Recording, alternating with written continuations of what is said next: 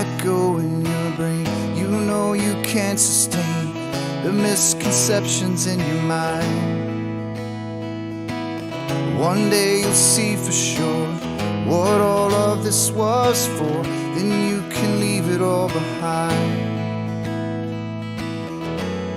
The journey begins.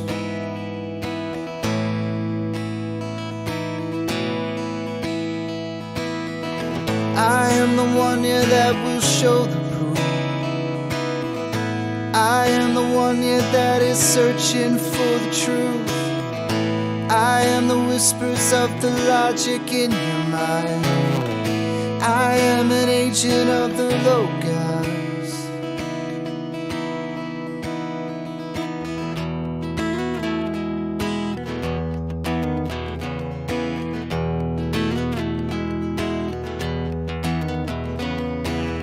In the beginning was found this thing that cannot speak. It's how we all truly learn. It's only ever attained when one lets go of fear. So don't let wisdom pass you by. The journey begins.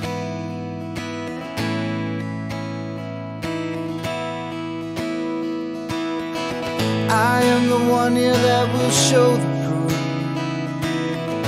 I am the one, yeah, that is searching for the truth. I am the whispers of the logic in your mind. I am an agent of the logos.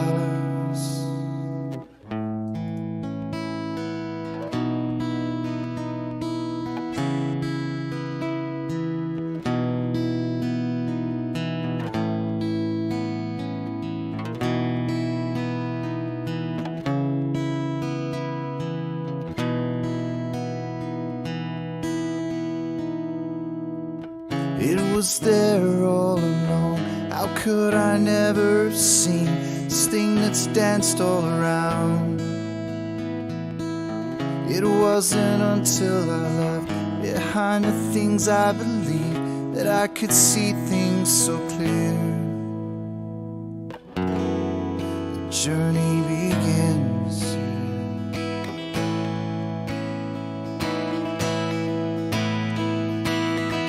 Become the one, yeah, that will show the proof. Become the one, yeah, that is searching for the truth. Become the whispers of the logic in their minds. Become an agent of the logos. Become an agent of the logos. We are the agents of the logos.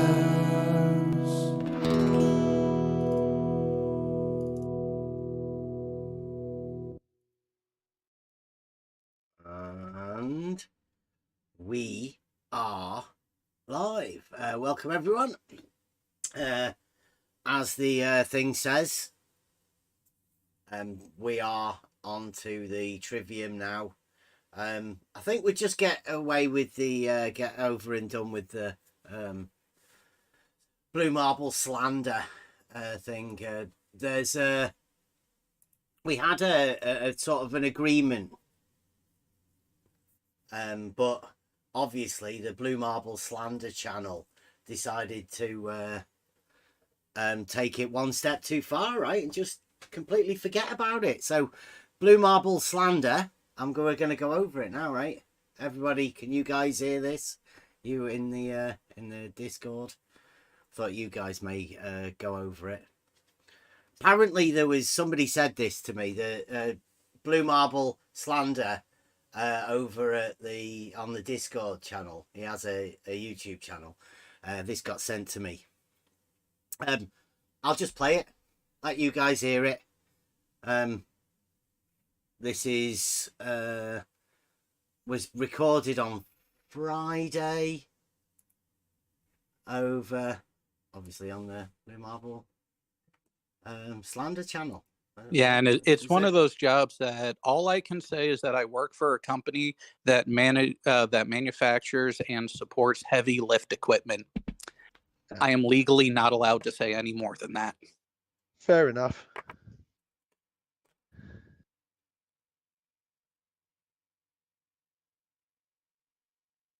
Right. So obviously they've spent 3 hours talking about other stuff.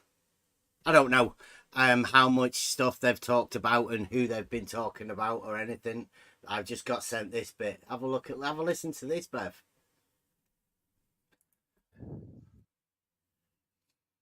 Flat Earth Society, I consider this at the minute. So what do you think? You think, well, let me close this. Hold on. I'm echoing because I was watching this stream. You think that you know, Blue and I can science that and Bev can all agree on something? Like, Why? Why is he talking about me agreeing with somebody? Who's he asking? About somebody agreeing with somebody? Who knows? This is how Flat Earth Society fulfill the narrative. Listen to how these guys are manipulated. No, because Bev is a lying, lying C word. DLC, man. Yeah, I know. DLC. DLC, exactly. Nothing. They can't even agree on just like the, you know, the beginning of like vertical, right? Like vertical, like a plumb bob establishing vertical. They can't agree on that. Correct. I mean, I've told him this to his face. In fact, I called him a DLC to his face on a live stream. I also used his full and correct name when I did it, which he really doesn't like as well. Blue Marble Slander Channel. Yeah. But you know, He's not like an open book, that Bev. I don't know what's you know, what he's really about. I don't know. He's very guarded. I can't really ever get, like, you know, I feel like I'll be asking him an honest question, right? Like, you know, like, what are you into, or just whatever, right? An And honest I just can't ever get an honest answer. Like, or I don't. It feels like he'll be asking an honest question. What's that? Doesn't mean anything. Vacuous. Bullshit. Flat Earth Society. Slander. Feel like he's being honest, right, about stuff. Not that he's lying, just I don't feel like he's being forthcoming with much. He likes to keep everything close to his vast family, everything else, you know, what he likes, all that stuff. well, I mean, some people don't like talking about their families in public, and I can understand that, and I wouldn't ever fault him for that. But I got no problem with that. But the absolute outright lies, that's a completely different matter. You'll notice that all of this slander that these guys do, they never state what the lie is. We're called on the level. If these guys could come up with the lie, then it wouldn't be slander, but this is just blatant slander. Blue Marble Slander Channel. It's the only thing it's there for. Especially when he denies, especially when you've got two of his statements viewable on screen that contradict each other, and he denies that he's lied about either one of them. Which are the ones viewable on screen because they're not there? Again, just blatant slander. Nobody ever states anything. Well, let's not forget that Red's rhetoric got Beverly to actually admit that when he's talking about the shape of the Earth, he's just taking the piss out of everyone. Because I do not give a shit about the shape of the Earth. Never have, never will. This name's not Beverly. Stop it. Oh, no. I was in that stream where Red's got Beverly to admit that. Everything that Bev posts and says that is pro-flat Earth or can be taken as pro-flat Earth. There is nothing I post that is pro-flat Earth. Flat Earth is fucking ridiculous. Provable, false. There is no such thing as flat Earth, and I can prove it. So what these guys are doing, again, slander. Blue Marble Slander. Which one of those dodgy guys is that talking right now? That's that AT2 Productions, I think. Oh, him, really? I think so. It's that one with Wutender Alder. He's got like an eagle on his thing. And 18, wasn't he something to do with Reds and Yeah. Steve McRae, all of that stuff? Absolutely, yeah. Blue Marble allows people to come over and do slander, right? It's why it's called the Blue Marble Slander channel. He allows it. I mean, they must have somewhere to go. A group of, older gentlemen have nothing better to do with their time than moan about people. I suppose it gives them a place to go. Mm-hmm. Yeah, they've got nothing better to do with their time than to just slander shit. I don't know why they're doing that. And everybody knows, right? I'm the one that says it's not flat and I have proof. Nobody bothers coming and asking about it. They're all too shit scared and too busy slandering people. That he was just taking the piss. Mm-hmm. Absolutely. There is no such thing as flat Earth. It's the thing is that he's getting frustrated and funny with you saying it's ridiculous because they take it seriously. Yeah. That's what they do all day, every day, is talk about the shape of the earth. It's their favorite thing to do, apparently. And they don't like it when other people don't agree with that. I mean, I wasn't even watching this. I don't give a shit about Blue Marble. I've told him. I don't give a shit about the YouTuber Blue Marble Science. Don't care. He's irrelevant. But the Blue Marble scientists and the Blue Marble scientific method is fucking ruining a lot of people's minds. That I do care about. I also care about the slander that these Blue Marble scientists are doing at the minute. This is how they perform their Blue Marble scientific method, by just slandering people. They don't care. And they allow people to come on just to gather together to have a group slander effort. It's luckily that somebody actually watched it and told me about it. Otherwise, I wouldn't know. How many other ones of this sort of shit does people have to tell you about, right? Did they not even go over any of the videos? Or was this just, as I said before, a group of older gentlemen with nothing better to do moaning about people they don't like? It's no tanks asking them, can they not come to an agreement with me? For I don't know for what reason. He just likes starting conversations about people not being able to agree with other people, right? If I'm not even there, why would I agree with them? What? And why would No Tanks be that interested in? Yeah, why would No Tanks be in Blue Marble Science's panel? What would he be there for? Other than for this very reason. Yeah. Oh well. Yeah. No Tanks. He's a nice chap, isn't he? Flat Earth Society, I think. I think we called him Flat Earth Society, and then he went fucking mental. And now he's over there talking to the Blue Marble scientists, just like a good Flat Earth Society member would. That's the only time he's lied about something? No, that was him admitting that he lies about things, certain topics, repeatedly. Some would even say obsessively. And also with... What did I lie about, right? That was me admitting that I'd lied about not giving a shit about the shape of the earth, or not being a flat earther, or ridiculing people that obsess over flat earth.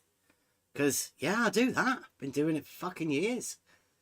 I've been learning learning exactly how to piss people off and annoy people that are obsessed about the shape of the earth. We did agree with somebody to stop doing it, but obviously Blue Marble Slander channel decided that he didn't give a shit, just to allow everybody to go over and slander his behavior and about him not wanting to talk about his personal life, but he's had no problem trying to talk about other people's personal life. Who, like, this is proper slander. Whose other personal life do I care about? Literally, don't give a shit. Never have done. I don't care about them. This guy, Blue Marble Science, allows this man to go on his channel just to slander people. That's Blue Marble Science. And what he does, he allows the slandering of other people. When it has suited him. It's kind of a double standard. But you know what they say about a lot of conspirators and the mentally deficient. If it wasn't for a double standard, they'd have no standard at all.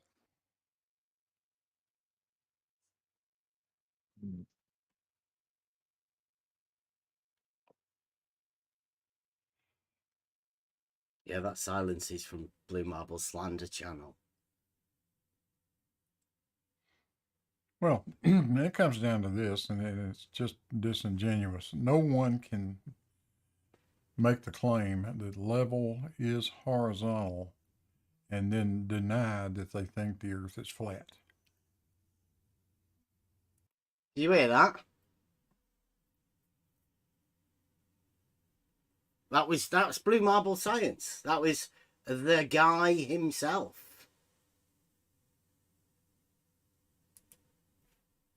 No one can think level is horizontal. No one can. Yeah. Let me put it back again. Just disingenuous. No one can make the claim that level is horizontal and then deny that they think the earth is flat. There you go. Blue Marble Science. With one of his claims. Except 99% of people. Yeah. Nobody can make the claim that level is horizontal. Well, 100% of people will say that. Even these guys at a point. Right? At a point. Every point. Yes. Where there's a plumb bob. Yeah, every point that there is a plumb bob. That would even apply. They will say it. Yep. Correct. And then most people would say that the Earth's not flat. Right? Correct. You wouldn't think that the Earth is flat. You would know that the Earth's not flat. Yep. So, Blue Marble Science, you're just fucking wrong, mate.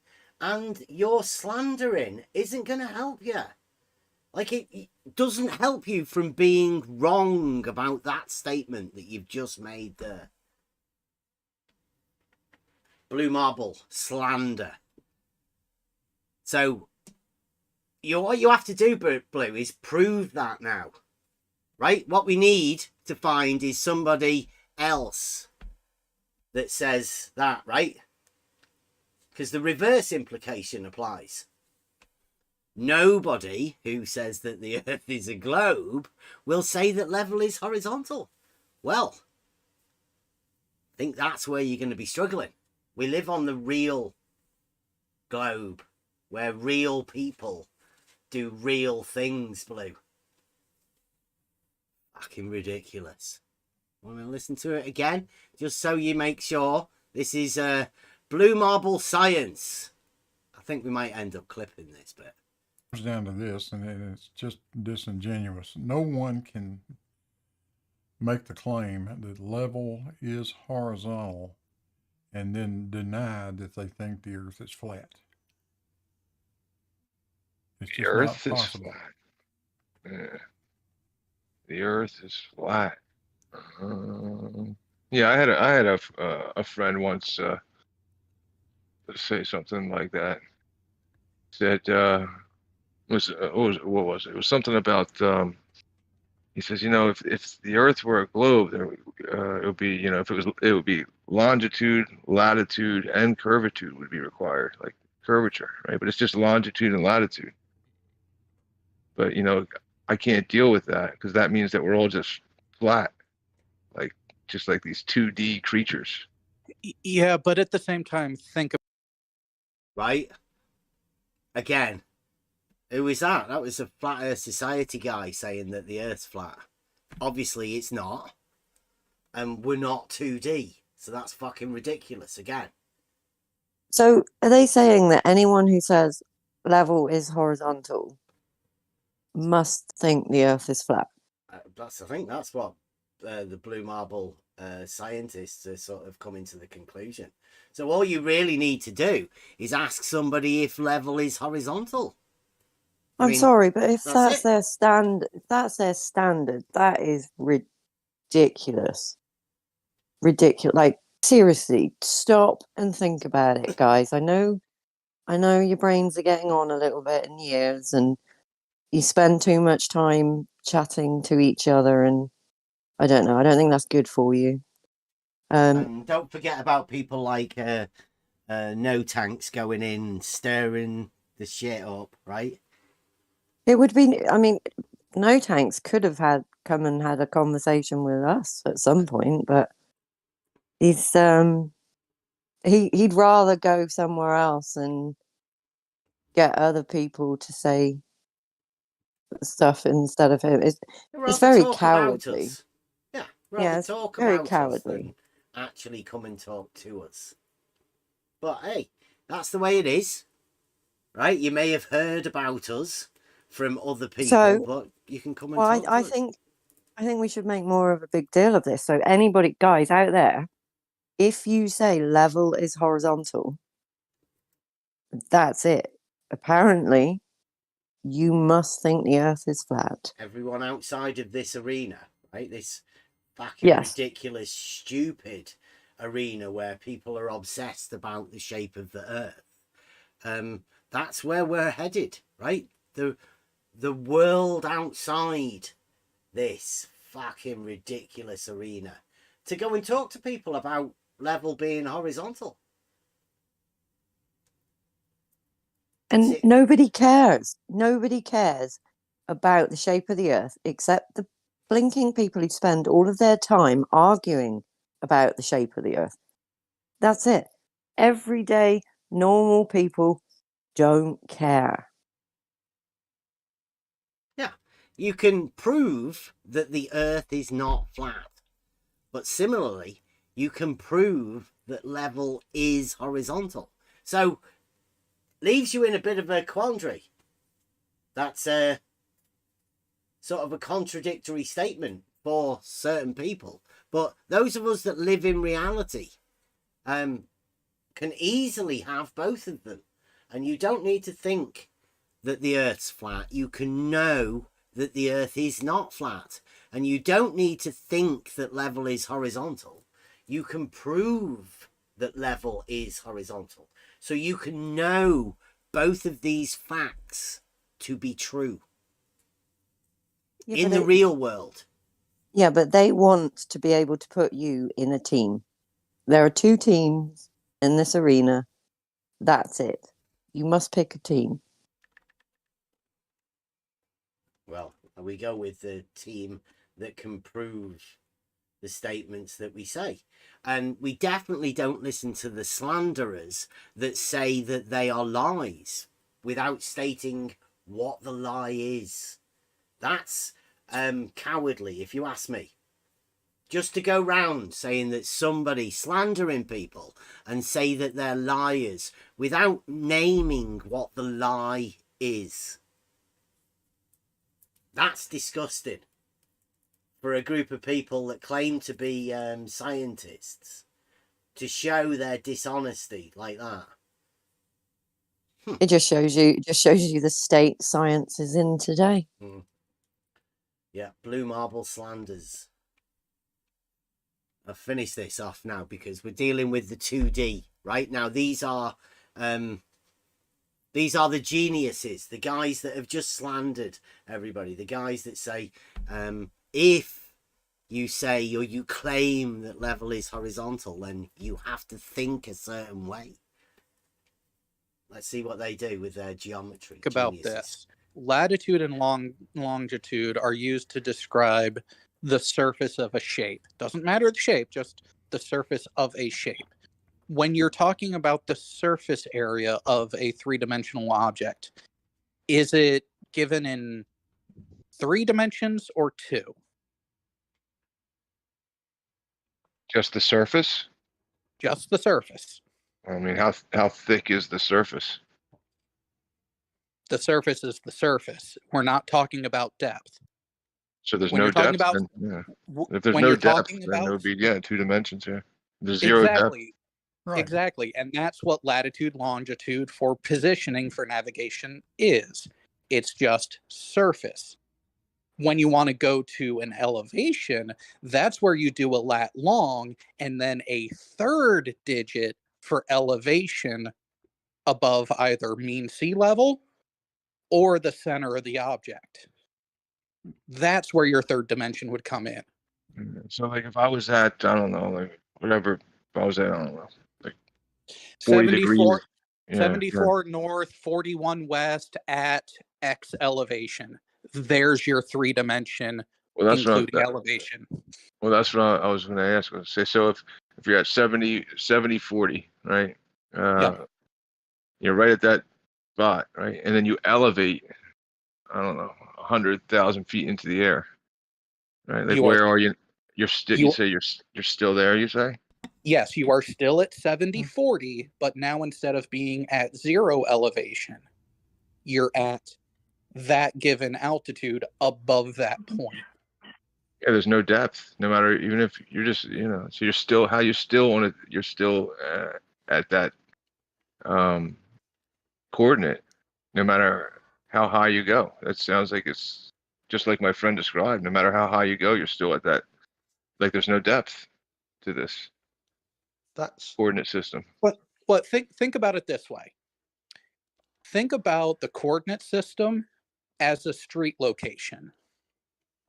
You have a building number, a street, and a zip code that hones you down to the physical building. Does the building address change no matter what floor you're on? Right, yeah. Wait, the building number changes based on the floor you're on? Yes or no? Oh, no, I was saying right. I'm agreeing with right. you. Exactly. Right. So why would changing elevation change the point that you're above? Well, does changing elevation now give you a new point, a new horizontal point?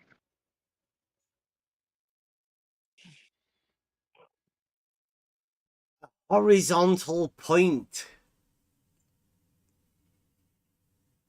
doesn't exist. There's no such fucking thing. The points have no orientation.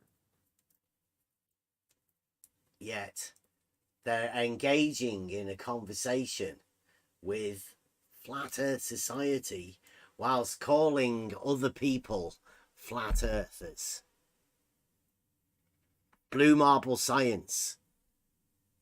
Makes you wonder, doesn't it? Doesn't it? But it's the classic radio tower. The latitude and longitude at the bottom, the latitude and longitude at the top. Same. Now the elevation is different, and the elevation is different, and in the air. So there's another thing. I'm not going to bother going over any more of that.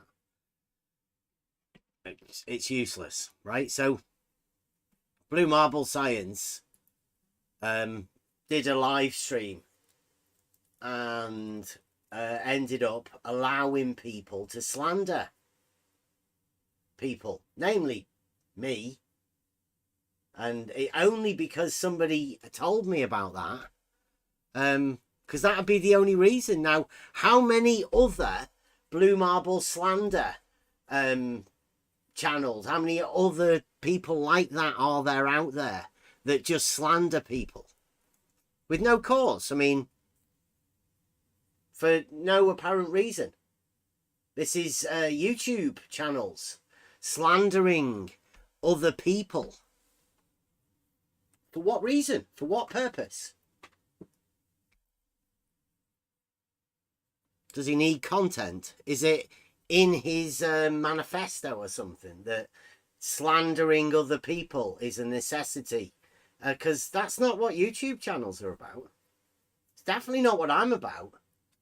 Like I say, don't give a shit about the shape of the earth. It's been done. I've learned as much as I need to learn from these people within this arena. And what I have learned is that they're slanderous. They don't care. They have no argument. They've got no reason, no purpose, no argument. They've got nothing.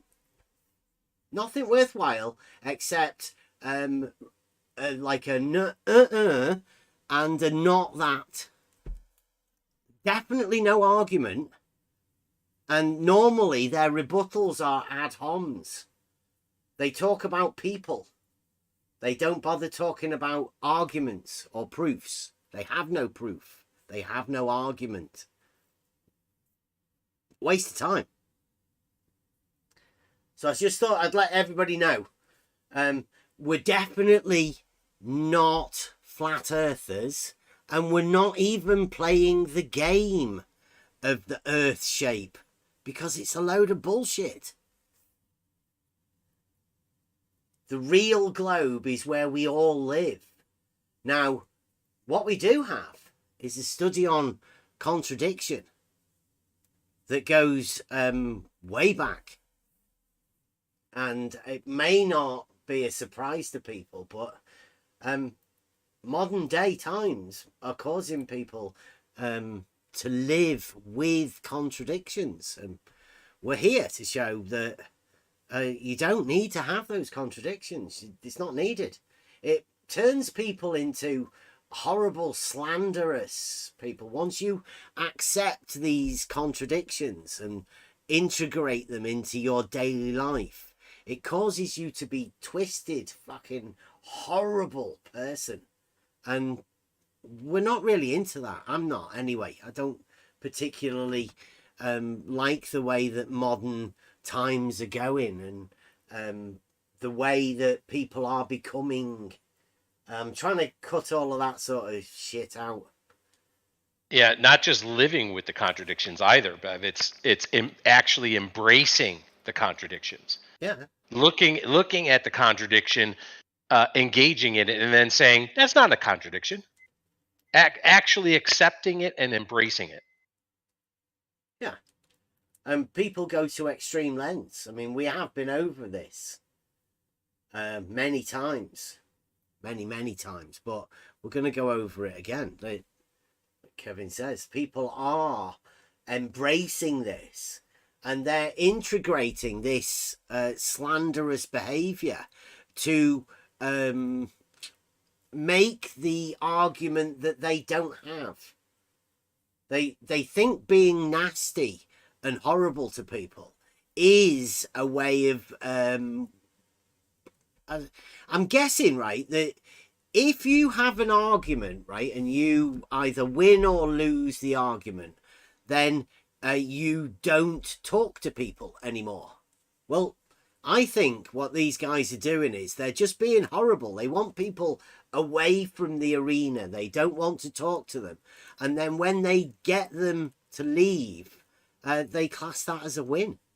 They can go around telling everybody they've won whatever non-argument they think they've won. And so stopping people from talking to you, it, in my opinion, is not a good thing. We want to encourage conversation. It's just unfortunate that there are people that you cannot engage with in any way because they have a different logical system. They've accepted contradictions and that changes people for the worse, in my opinion. But it just means that you can't communicate with them. And what we're going to go over here tonight, I mean, that's the end of the Blue Marble slander shit. I don't give a shit about him anymore.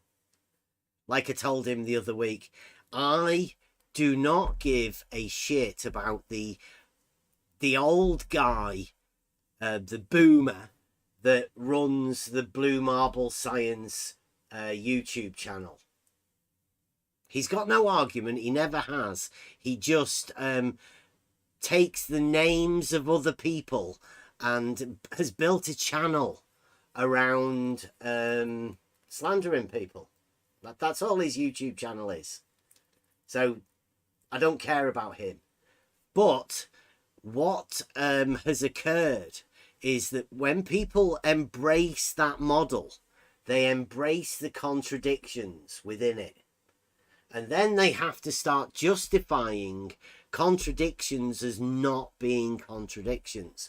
And that causes them to go in a spiral where they end up, like we're going to go over in a minute. Let me swap this screen over. I've been going over the question argument. Now, I think somebody said something about oh, actually, before I do that, let's this is I'll go back to this. I was just going to check the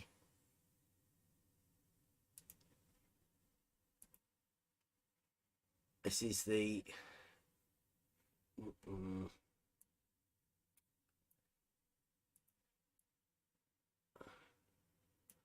this is the comments for this thing of Bebby and Blue, the mystery of the floating earth. So obviously loads of slander goes on. It's usual.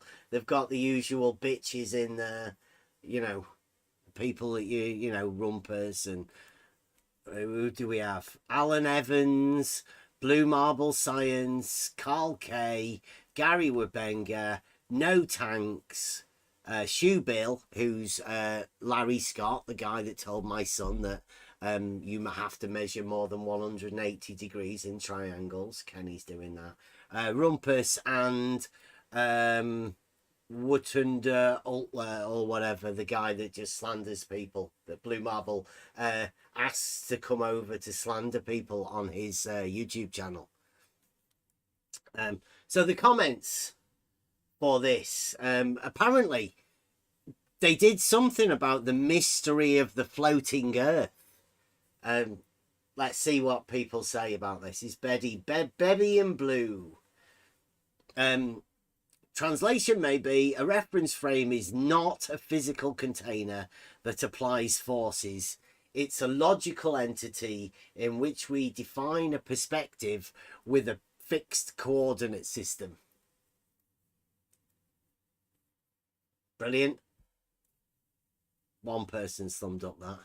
There's a guy called Effie Dogma, Flat Earth Dogma, says, flat earthers and other globe deniers claim the earth doesn't move, but they never provide an answer as to why. Who here claims that the earth moves? I don't, because this is ridiculous. But you would have to be asked, does the earth move, for you to claim that the earth does not move, right? And people don't go round saying that sort of shit. So this guy, he was talking about flat earthers and other globe deniers claim that the earth doesn't move, but they never provide an answer as to why. Well, you'd only ever say it if somebody asked it, and if somebody was asking you it, they're probably model afflicted in the first place. Why unicorns don't exist? Yeah. Does the earth float perfectly still in space? Question mark. Remember, mystery of the floating earth, it was called, this thing. And this flat earther here is asking questions. Does the earth float perfectly still in space? I don't know. I haven't watched the video because they slander me. So why would I want to watch? Why would I want to watch anything that they might be slandering the shit out of you. Who else would watch a random YouTube channel where there's a chance that the people on the panel are slandering you? If not, what does the Earth sit on? Whatever it is would have to have an infinite depth. To be honest, I don't really think they have given this much thought, or better yet, no one has made a meme to answer this question, so they can't just copy and paste an answer. Blue Marble Science did the Bebby and Blue, the mystery of the floating Earth, and it seems like they've left this flat earther with still some questions. He'd better answer them. Betty says, no one has made a meme to answer this question. Oh no, don't say that. It means Betty hasn't answered it either, because... Maybe because he didn't read carefully whole this On the Heavens treaty, because Aristotle is answering that question. So, well, Betty didn't bother telling the Blue Marble Slander crew, did he? So there's questions. The flat earthers still have questions. Thurston says, longitude is difficult to determine accurately without any accurate clocks that can travel or long-range instantaneous... So that's about longitude. Definitely not about the mystery of the floating Earth. And nobody's saying anything about anybody slandering everybody. It must be sort of normal. Nobody needs to bother commenting on it. Somebody says vertical is not what the plumb bob says. Plumb bobs are deflected laterally by, e.g., the mass of nearby mountains.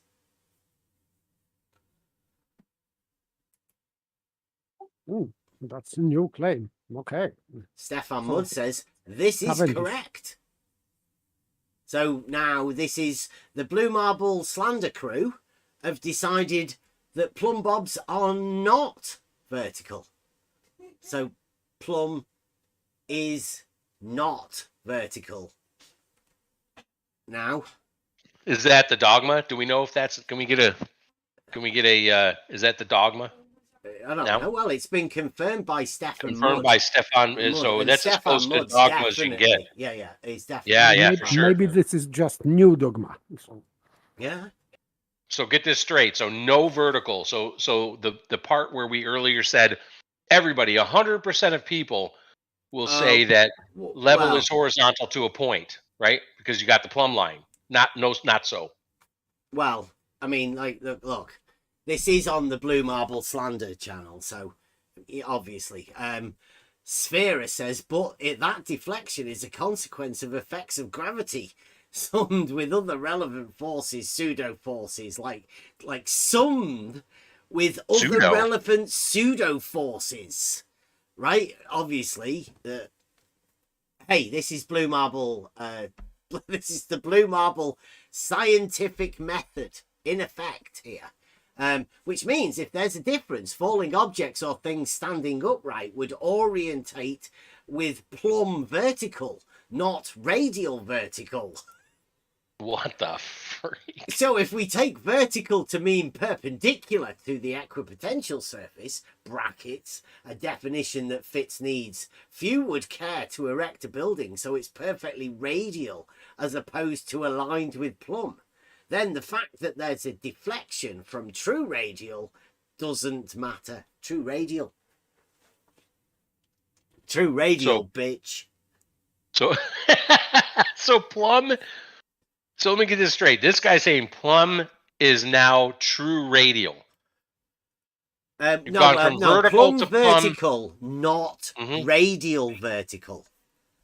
Right, so there's a difference now between plumb vertical and radial vertical. Blue Marble Science. This is how it gets done. This is how it occurs. So remember, you heard it here first. These guys were bringing a geometric argument, and this is what happens. This is the Blue Marble Science. This is the scientific method that occurs of us talking about advanced simplicity and vertical and horizontal, perpendicular, level being horizontals. F.E. Dogma says, so here's the dogma, right? This is the guy that's in charge of all of the dogma for the Blue Marble scientists. He may be called Flat Earth Dogma, but he is the dogma giver to the Globe guys too. I mean, it's like he just hands out dogma all over the place. He says, even though the plumb bob is deflected by the mass of nearby mountains, that plumb bob still measures vertical at that location. Even if the Earth was a perfect ellipsoid, vertical defined by plumb bobs would not be to the center of the Earth, except for at the poles and the equator. Wow. So there you go. That's the dogma. And then somebody says, oh, Stefan Mudd says, agree. But do Flurfs understand this? So that's where we've got Blue Marble slander crew have separated plumb and vertical from vertical radial. Plumb and radial, it's weird, but I mean that's obviously what has to happen when you end up entering a dogmatic model. You listen to the dogma, the guy that hands out the dogma, that's what they have to go with. I mean, I'm fine with plumb being vertical, vertical being perpendicular to horizontal. I'm fine with level being a tool for establishing a horizontal plane of reference in reality, right? I'm fine with knowing that that measures elevations, and measuring elevation changes proves that the Earth is not flat. I'm fine with all of those things. And nobody could fault any of them. Apart from slander crew, who probably just talk about people and say somebody's lying about something without saying what the lie is. They might say that some of those facts that we were talking about were lies. I'll go through them. I'll start laying them out for these guys so that they can. I'll put them in a short video and they can point out exactly which one is the lie. Since they want to talk about things like that, they want to slander me, they can have a little video of all of the things that I've learned over these, the advanced simplicity. Right, so, I mean, that's it. They're the comments on the video, right? Now, somebody apparently gave them a proof that level isn't horizontal. Imagine that, along with the mystery of the floating Earth. Nobody mentions any of it. It's not in any of this. Afternoon. It doesn't exist. They mustn't have been impressed with it. So I don't need to go over it if it's not being taken on by anybody. It mustn't be a real proof.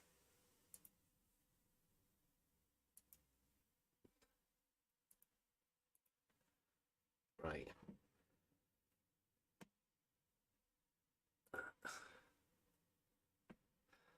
This is oh.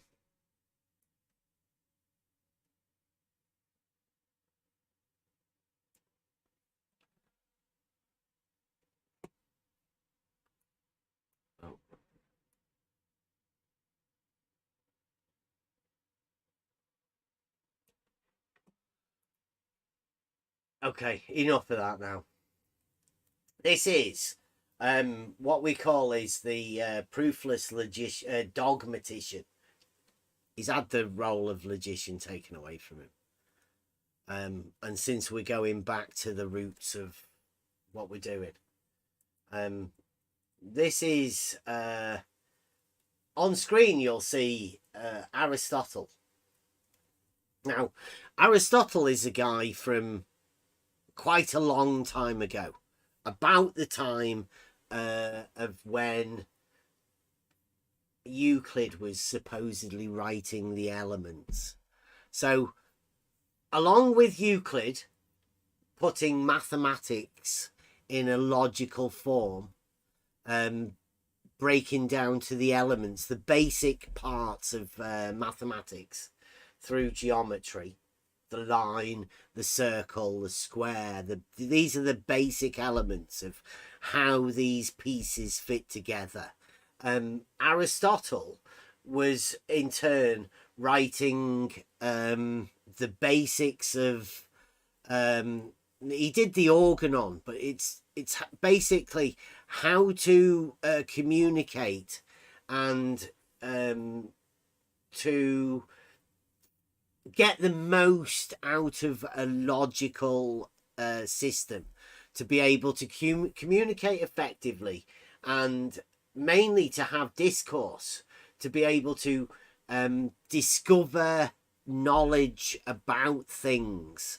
So you, much like geometry, you start off with the basics, the point, the line, and the definitions of the things, the law of identity, and then you build up from that, step by step, and build upon the proofs that you had earlier. Well, Aristotle was doing a similar sort of thing in the basics of logic, understanding. So what Beddy has done here is he's attempted to go back to the foundations of logic to derive what he calls a question argument. Now, most people should know, well, if you've been watching what we do and you've been involved in any of this, an argument is ends up at a conclusion. So the question is what you ask at first, and the solution is derived through the argument. You don't end up with a question, but because of the blue marble scientists and how the minds of people have been messed up within contradictions, they've had to try and derive some way for their model-ridden brains to be able to derive a logical system out of something that I don't think that they can actually tap into. I think once you've accepted a contradiction and you've allowed that contradiction within your internal system, you do away with logic. Not so sure there's a way of you gaining this simple process back again. And this is what I think Beddy has done here. So we'll go over it, but step by step, please, everybody else that's involved in this, pause it whenever you think relevant, and hopefully it's quite often, because this is how the argument is derived from nothing, really. This is made up by this guy. Now, what you also have to take on is the rhetoric, the way it's delivered, because a lot of people can be taken in by a voice, a tone, a confidence, whereas it might not be founded on anything. So let's please take all of this into account as we're dealing with this. there is a bit of bluster as well. So here we go. This is not an argument in that form. Arguments have many forms. This is a question argument. We say, if P and Q and R, if these three things, P, Q, and R, are true, right? If these are true, then we have a problem. If that is true, and if it is true that the Earth is just made of Earth and nothing else, if. You need to understand the word if. It doesn't commit me to saying that's true. If P does not commit me to the truth of P, saying that P. So if. Okay, what do you think about that? You're talking about a logic, right? A statement that is being made up. Now, he's saying if P, which is the if P then Q of the logical statement, if P does not commit me to the truth of P. Yes, it does, by definition. You mean when he said, is Earth made of just Earth? No, it's just saying No, within the logical form. Just the logical form. Never mind with the actual sentence that happens. In a logical argument, the first premise has to be a truth. It has to have a truth value, at least to you, right? You may disprove that by virtue of the argument and the contrary to the argument being true, which makes that statement untrue. But when you're forming a logical argument, that first premise, P, has to be true. Or you need to assume that it's true. Yeah, yes. Yes, you have to assume that this is true. Yes. You may be mistaken, but still you Correct. treat that P as true. Correct. Until falsified. Yes. So this statement is completely backward. P does commit you to the truth of P until it's proven otherwise. So once again, logician or dogmatician? You guys answer the question. He just plays a logician on YouTube. And not very well.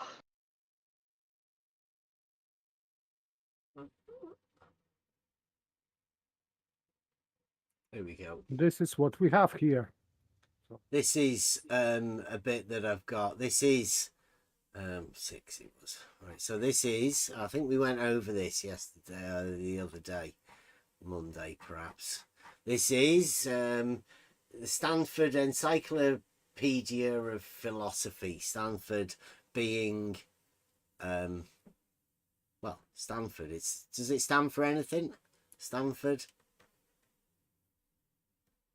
is a university in California. Okay, right. So very popular, famous university in California. Yeah.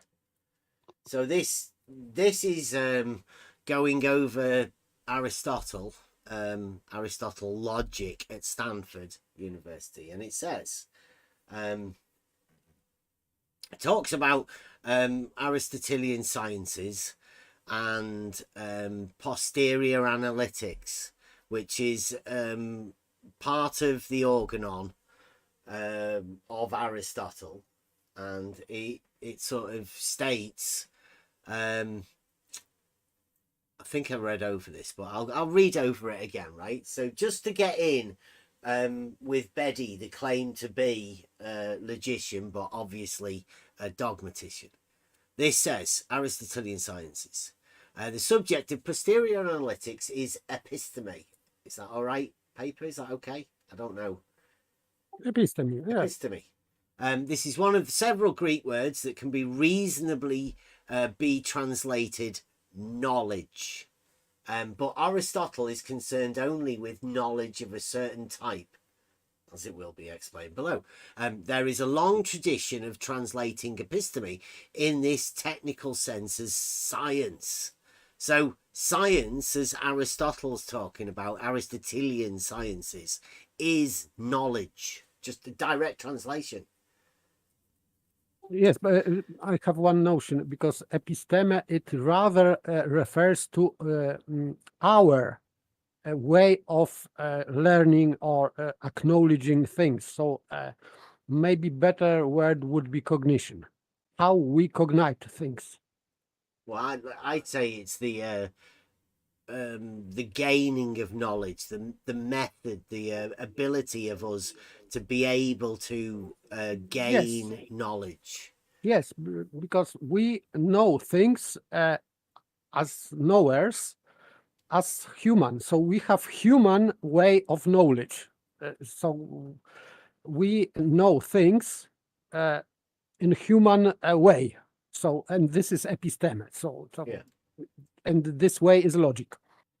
You could call it a method, right? The scientific method, the way that you go about gaining knowledge, acquiring knowledge, which I would still consider science as being, right? To me, that's what science is about, acquiring knowledge about different things.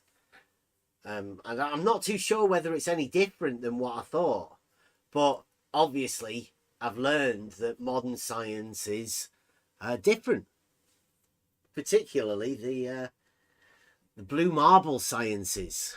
They seem to be different because there is no knowledge gained. Anyway, it says there is a long tradition of translating episteme in this technical sense as science, and I shall follow that tradition here. However, readers should not be misled by the use of the word, that word, science. In particular, Aristotle's theory of science cannot be considered as a counterpart to modern philosophy of science. Now, that's not, modern as in the science like we have, because modern day, have this old idea of science, right? I'm with Aristotle that science is how you gain knowledge and the method of doing such. How it's changed modern day, well, that's for us to go into, and how exactly it has changed.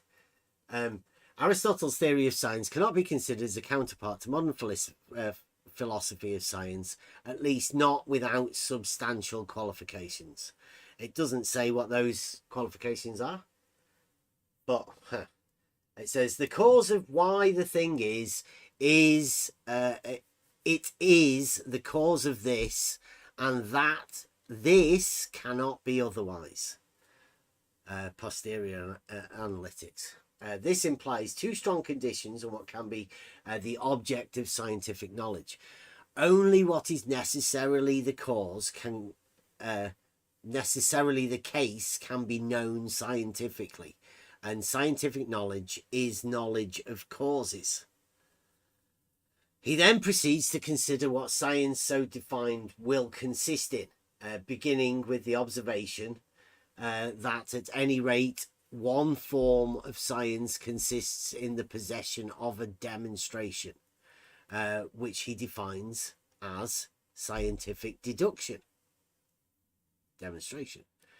The remainder of posterior analytics is largely concerned with two tasks: spelling out the nature of the demonstration and demonstrative science, and answering an important challenge to its very possibility. Aristotle first tells us that a demonstration is a deduction in which the premises are, and the premises is the P, right? Number one, true. So Aristotle first tells us that a demonstration is a deduction in which the premises are true. Now, there are other things there, right? And we've already said that there is a difference between Aristotle's sciences and modern day sciences. That's been stated within the Stanford thing. Now it says here, the interpretation of all of these conditions except the first. except the first, this one, true, except the first, has been the subject of much controversy. So all of these other ones, number 2, primary, 3, immediate, without a middle, better known or more familiar, number 4, number 5, prior to the conclusion, number 6, causes. There's been controversy about all of them. The only one that has been no controversy about is this first one, that Aristotle first tells us that a demonstration is a deduction in which the premises are true. So we'll just nip back to what Beddy says.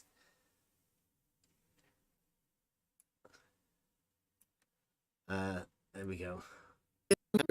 So this is Beddy telling us about the P statement within his question argument. That is true. And if it is true that the Earth is just made of Earth and nothing else, if. You need to understand the word if. It doesn't commit me to saying that's true. If P does not commit me to the truth of P. If P does not commit me to the truth of P, yet there has never been anyone that states that the truth value of the premise is necessary, right? It literally said it. Nobody's argued against it apart from Beddy, that just states it. It doesn't commit him to the truth of P. So Beddy stands aside of everybody that's ever dealt with a logical syllogism.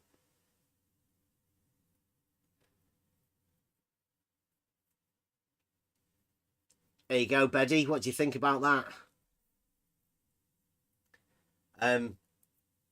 That's why we say you're not a logician, Beddy. You've lost it.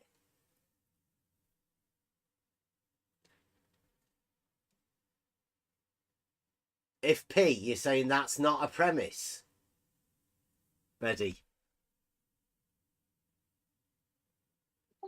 No, Beth, you are not confusing conditional with an argument, because within argument we have two premises and they have form if. If something and something, therefore something. This is P. If P and C, therefore Q. This is argument.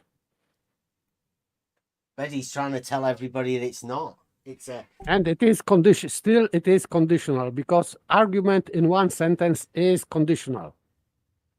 There are two ifs and one conclusion. If P is not a premise. Yes. So this immortal, let's say, example. If all men are mortal, and if Socrates is a man, therefore Socrates is mortal. Now, Beddy's trying to say that this premise that he calls a premise isn't a premise. It's different than a premise, because Beddy's been proved wrong. Beddy said a load of bullshit, and Beddy has to try and get out of it by saying his premise, P, is not a premise. It is. Yeah. It is he says antecedent. it himself. Yes. Everybody keep an eye out now. Beddy says if P is not a premise. So make sure that you listen out for Beddy saying if P isn't a premise. Doesn't say first not premise, or second not premise, or third not premise. Let's listen out, see what he says. If. You need to understand the word if. It doesn't commit me to saying that's true. If P does not commit me to the truth of P, saying that P. So if Earth and objects, if objects made of Earth all fall in the same direction, objects made of Earth fall unimpeded, if there's nothing holding them up. Let me start again. Premise 1. Sorry, what did he call that? He started again. What did he call that, Benny? Are you sure you're right? Did you definitely hear that, Benny? Let me start again. There's nothing holding them up. Let me start again. Premise 1. Premise 1. Pretty sure you said premise 1 there, Betty. Is that a premise that's not a premise? If P that isn't a premise? I bet you won't say if after this. Assume objects made of earth, if unimpeded, right, if not held up by anything, they fall. An object held above the earth, an object made of earth, held above the ground, if such objects fall in the same direction. I've got a thing here, right? His if may be a little bit finicky or whatever, but held above the ground. It's held above the ground. An object held above the earth. An object held above the earth. An object made of earth. Made of earth. Held above the ground. Held above the ground. If such objects fall in the same direction. If such objects held fall.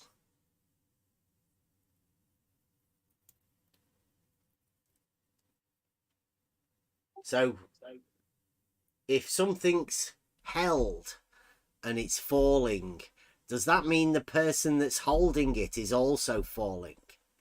Yeah, because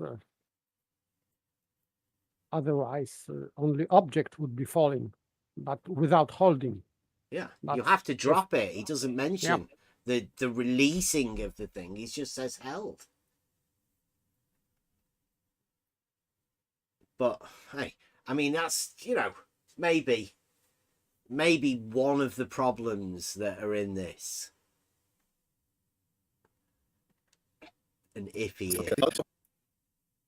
An object held above the earth, an object made of earth, held above the ground. If such objects fall in the same direction, we assume they all fall in the same direction and see where that leads us. See, he assumes they all fall in the same direction. If they're held.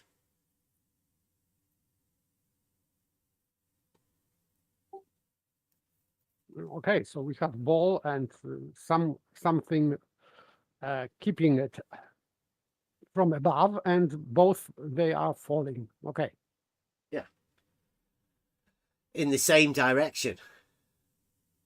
Right. Second premise. Oh. The earth. Second premise. That's not a premise. An if P. It's not an if P, because obviously it's not a premise. Although he says it's a premise, he said it's not a premise. So complete contradiction, as you'd expect, from a dogmatician. The earth itself is made of earth. You may disagree with that. Aristotle says, yeah, the earth is clearly made of earth. Yeah, Aristotle says that the earth's clearly made of earth. I don't know when he said that, but Betty says he said it.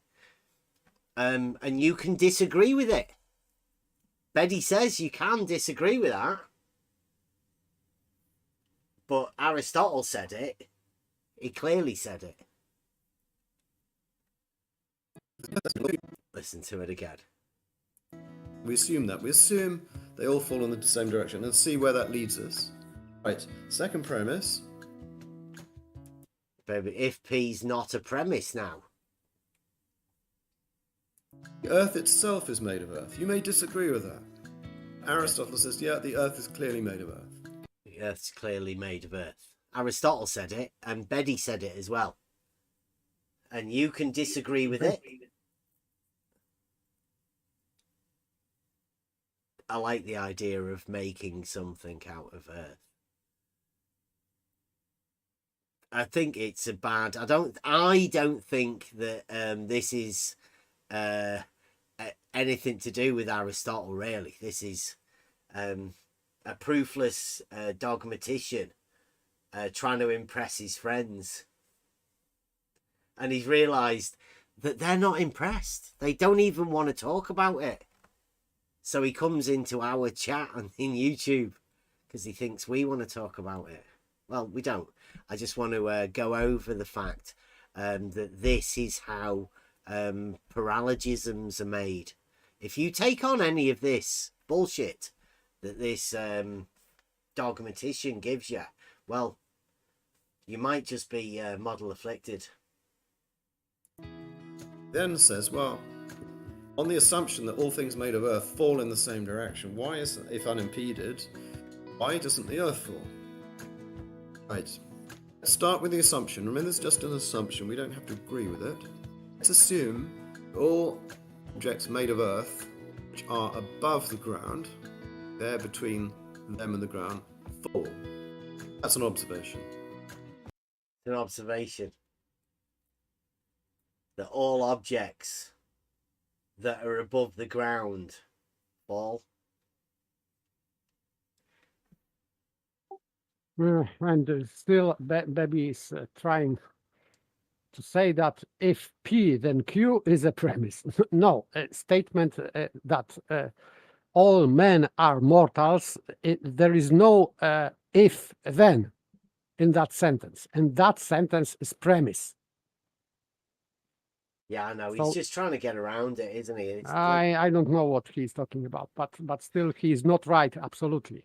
sophistry, right? It's his particular brand of sophistry, which is shit sophistry, I call Yeah, it. premise is a sentence. Statement about like subject plus plus predication. This is premise. And you can put it in conditional. That would be P with if in front of it.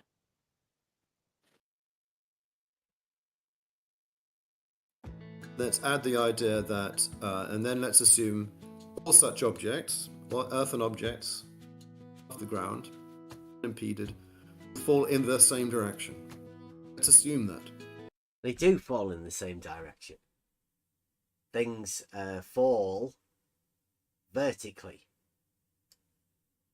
like a plumb bob, perpendicular, falling vertically, hanging by a straight line. So, assumption taken, all things fall vertically. Statement, let's assume it. Assumption 2, and we have not a Premise. conclusion but a question. The question is, third assumption, the earth itself, the whole world is made of earth. Assumption 3. Everything's made of earth. It's an assumption that apparently dogmaticians make.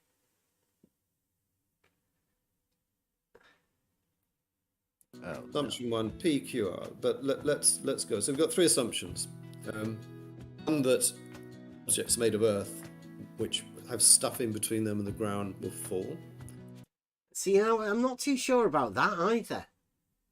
Do you want to hear it again? One, that objects made of earth, which have stuff in between them and the ground, will fall. Objects made of earth that have stuff in between them will fall to earth. One, that objects made of earth, which have stuff in between them and the ground, will fall. So if that stuff is like a table, would the thing fall if it has stuff in between itself and the ground? No, it wouldn't, but I think that he's avoiding word medium, like air or water. But it sounds silly. He's obviously struggling. One, that objects made of earth, which have stuff in between them and the ground, will fall. Stuff in between them in the ground. Very technical there, Betty. Your argument is being framed beautifully. Assumption 2, they all fall in the same direction. Assumption 3, the earth itself is made of earth. All assumptions. And the question arises, it's not a conclusion. The question arises, why does the earth itself, which is made of earth, why does that not fall as well? Not an if why, is it? Yeah. Yeah, it is an if why. Yes. And by the way, he now turned the premises into assumptions. Yeah. Yeah. So we just have, here are 3 assumptions. It's just 3 assumptions. This is where he does his 3-bit 3 3 3 3 3. It's like he's throwing out gang signs. He does it a bit, overdoes it, if you ask me. It's a common procedure in science. You say, here are 3 things which, if true, raise a question. So if P and Q and R, if these 3 assumptions are true. If these 3 assumptions are true, like the premises that have to be true of the if P statement that we were talking about earlier of Aristotle's prior analytics, the premises have to be true. The if statement that he said he wasn't having, but now he seemed to have gone back in. So whether he's a bit misguided or whether he's forgotten, maybe he's like Blue Marble. Maybe he's a little bit, I don't know, at that sort of age, let's say. Who knows? Hard to tell. Then comes the then. So that's it. If then, right? So if P and Q and R. If these 3 assumptions are true. If truth value is maintained. Then comes the then that raises the question. Then that raises the question. So close. He was close to make an argument, but he didn't make it. Terrible, Betty. Absolutely fucking ridiculous. This is not an argument in that form. Arguments have many forms. This is a question argument. We say, so this is not an argument in that form. This is a question argument. Betty even states it himself. It's a if, then that raises a question.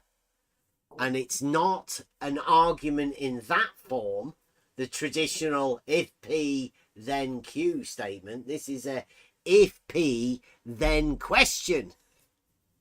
So it may have a traditional form of a if P, then Q, but the Q is a question.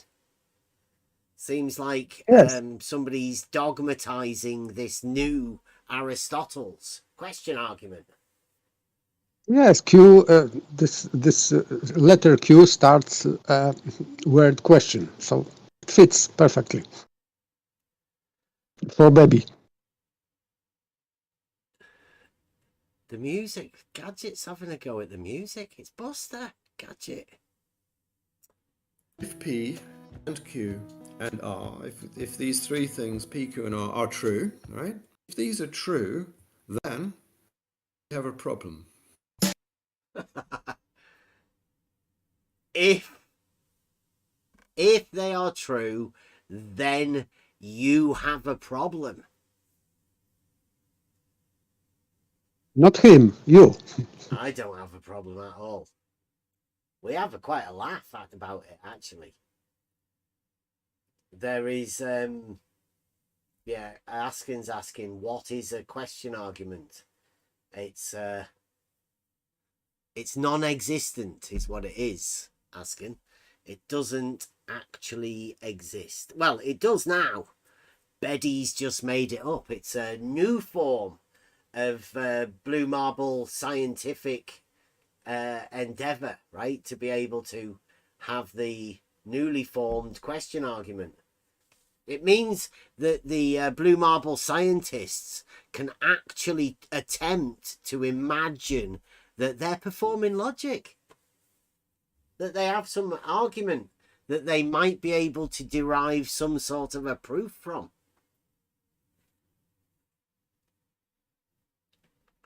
Right, Buster song time. There's 2 of them. I'm just going to let it go over and anybody can talk about it afterwards because I need to go and make a brew and go to the toilet. Here we go.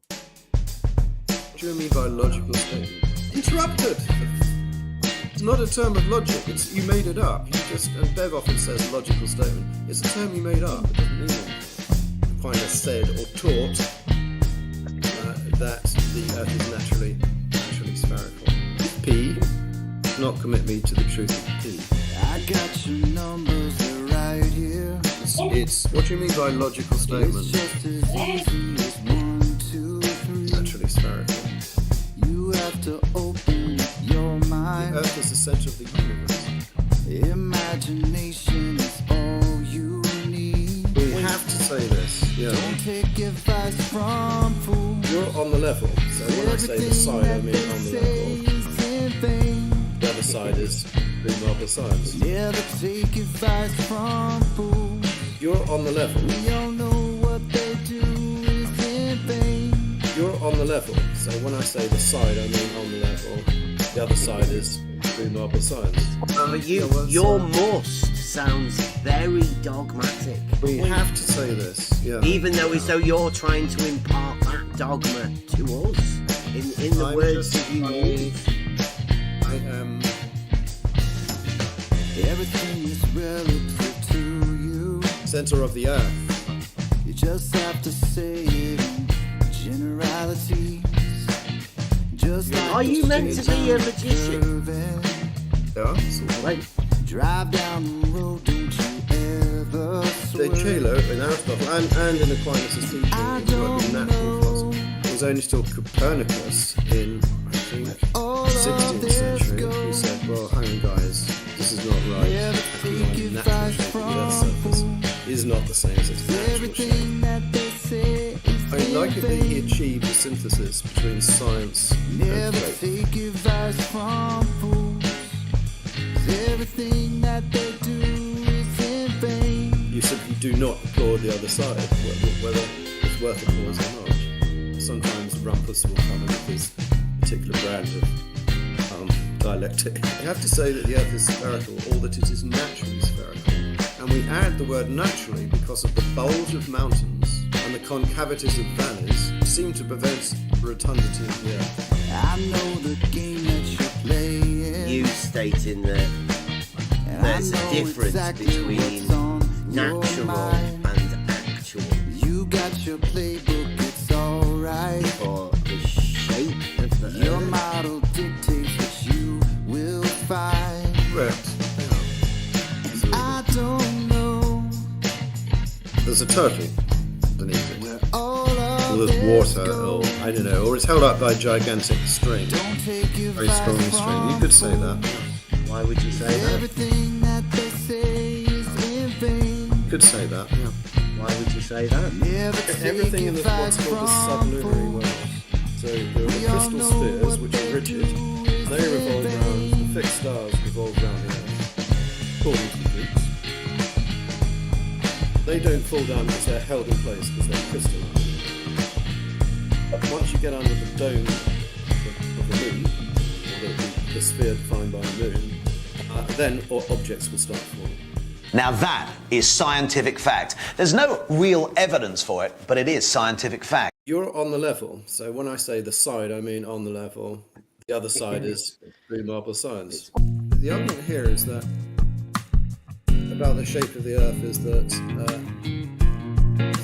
if the universe were not spherical, if the Earth were not spherical, it would have to fall. So the question is, why heavy bodies fall, the Earth doesn't fall? Why is that? Well, it must be. I think Aristotle introduced this argument. It must be because everything is attracted towards the centre, and if everything is attracted towards the centre, it must be that the Earth is approximately spherical. But that's good reason. Are you meant to be a magician? Yeah, sort of. Like, are you meant to be a magician? Yeah, sort of. Like, You don't understand. It must be because You don't understand. towards the centre. It must be. It's not my problem if you don't want to learn. But that's good reason. Why is the Earth not falling through space infinitely? Well, the Earth, note the definite description there, right? The definite article, rather. The Earth refers to the world. No, not at all. The Earth refers to something. It has a reference, as we say. Made of, do you understand made of?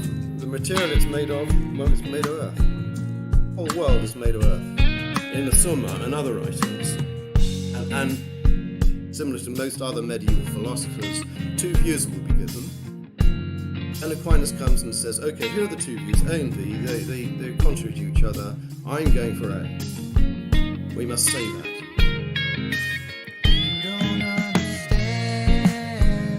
We must say that. You don't understand. Earth falls downwards. It's not my problem if you don't want to learn. We must say that. You're just on your own. Earth falls downwards. Yep. Premise 1. Earth falls downwards. Premise 2. Earth is made of Earth. We agree on that. So the question is, why doesn't the Earth, which is an absolutely massive object, incredibly massive, why doesn't the Earth fall downwards? It is the Earth. You just said that. Why would it need to fall?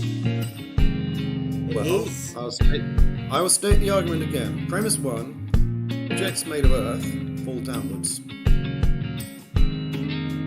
Premise 2, the Earth is made of Earth, and it's very, very, very big. And you have a question, why doesn't the Earth fall downwards as well? You don't understand. So this is a question argument. You don't understand. This is not an argument in that form. It's not my problem if you don't want to learn. A question argument. We say, well, if you don't believe that heavy objects, earthen objects, fall towards a single point, No reason, no logic, no wisdom, which would explain why the Earth doesn't fall. You're just on your own. You have to explain somehow. No reason, no logic, no answers to question. If all earthen objects fall in the same direction, wherever they are, why doesn't the Earth fall?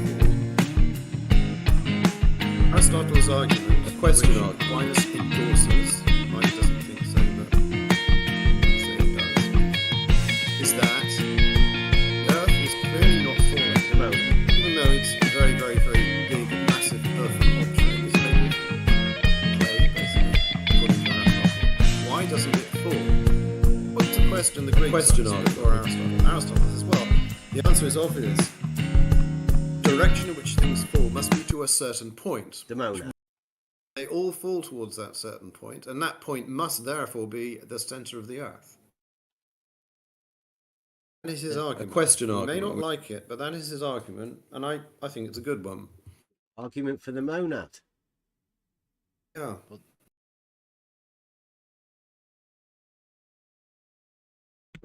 Okay. The argument for the monad. Beddies. Question argument to the monad.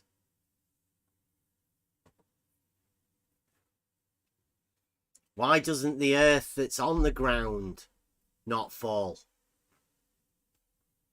Because that's Earth and it's not falling. So why is it not falling? Anyone think that's a fucking ridiculous question? But I mean, that's something that you should be used to within this arena. It's not falling. It's not falling because, make up any reason. Then say, if you don't agree with that, then you have to explain why it's not falling. That's a new blue marble scientific method, the way of deriving a question argument. Make a ridiculous claim about something, then state, well, if you don't agree with that ridiculous claim, You have to state something, why something that isn't happening isn't happening.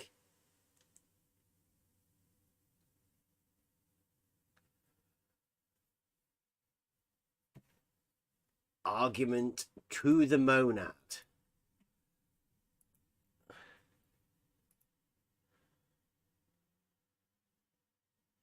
I take it Betty's not going to bother coming in and having an exploration about this. The question argument. But I mean, that's okay. Nobody, and when I say nobody, I mean literally nobody else is ever going to take on anything that Betty does. Because he's not a real logician. He's a dogmatician. And the only place people like Betty can ever get any traction is within a bunch of dogmatists. Once you accept the dogma, then they'll allow you into their little slander group.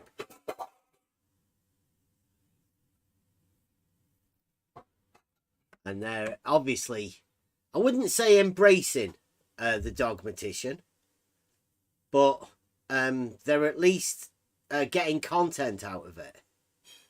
Like Blue Marble Science did last night. He got Betty over to do his presentation. I don't know how many people bothered about it. I don't know how much feedback he's had. There's definitely been no feedback on the on his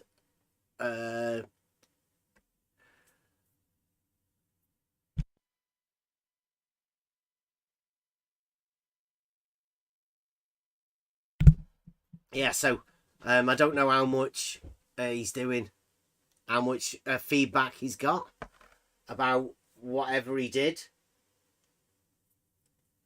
It would be good to hear from any. Is there anybody that did actually have an impression that to go over Betty's proof? Was it? Did he? I mean, if it was anything to do with his premises that weren't premises, it's a bit hard to tell. Anybody go over that? Because I mean, the proof project has started. I personally went over Aristotle to have a look, and although he formed within the organon the form of logic, there didn't seem to be any fully formed arguments built up within it. It was just mainly about the structure of it. Even in the sophistical refutations, there isn't really an example of an argument that Aristotle makes. So there's not much to base on to understand where Betty sort of gets his idea of logic from. And I'd be interested to hear of from the Blue Marble scientists as to, you know, whether they're going to be actually using Betty's proof, or is it another question proof?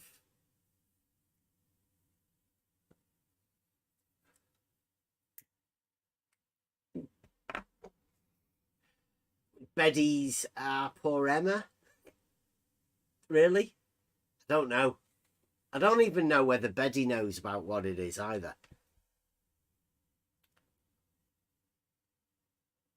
Anyone?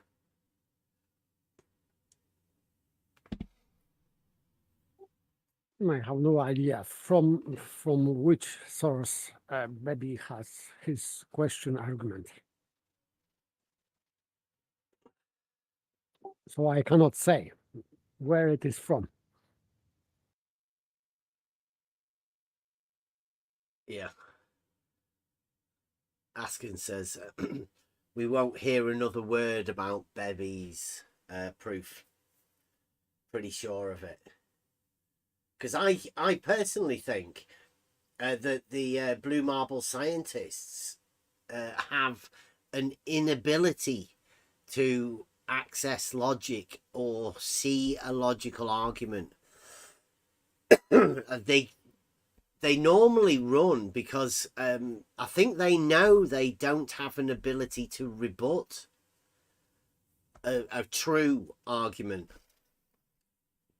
So therefore, they normally run and hide from logical arguments. So I'm impressed that on one night it appears that Betty can present some, it'll be pseudo logic or whatever, you know, it's dogmatician sort of stuff, but he can still attempt to present logic in the heart of the blue marble scientific community, and at the same time they can get No Tanks, a Flat Earth Society member, to go in there and talk about flat Earth at the same time, whilst they're all slandering the people with actual proof, without them having the ability to come and communicate about any proofs or any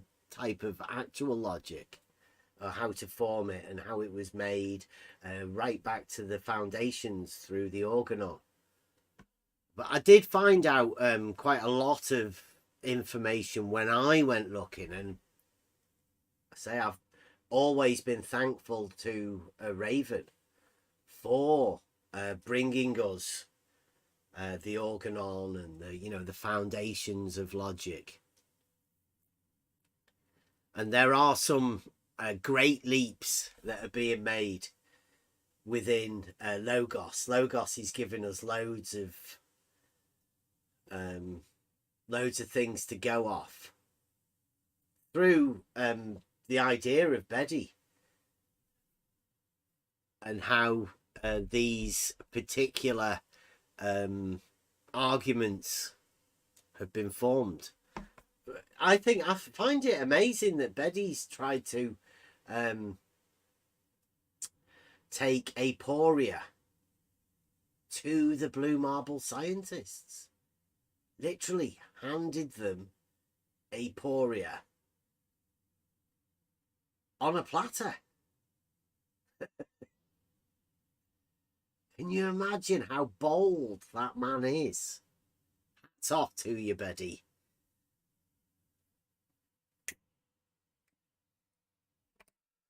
Thank you very much. Mike says, that's Mike Jones, says, Betty's proof that isn't a proof started with a premise that he said isn't a premise. Even the marble scientists rightfully ignored that nonsense. I think the crowd he was delivering it to would have always considered it nonsense anyway. Betty has found a niche where this group of people can't see logic, even if they were seeing a tautology.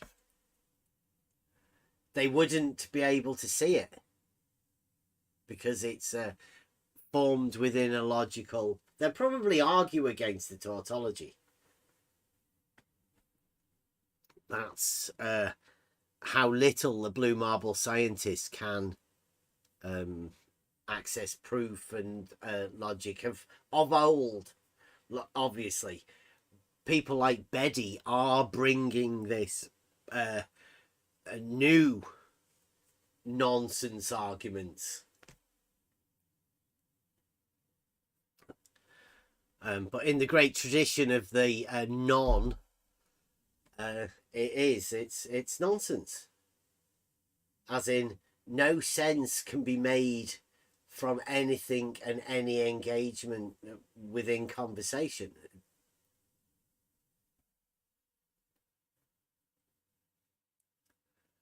Argument for the monad to the center.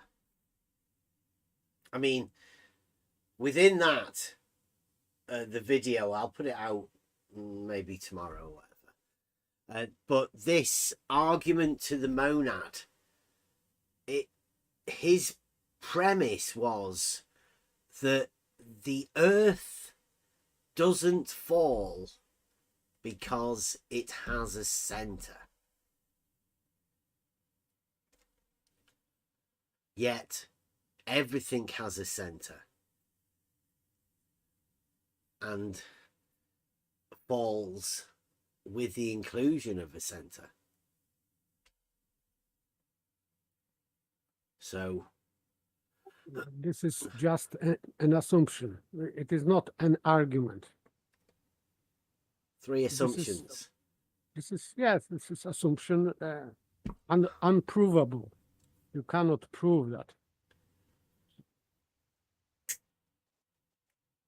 Even Aristotle said that it is based on that assumption. So if he was talking about the center of universe, it was just assumption.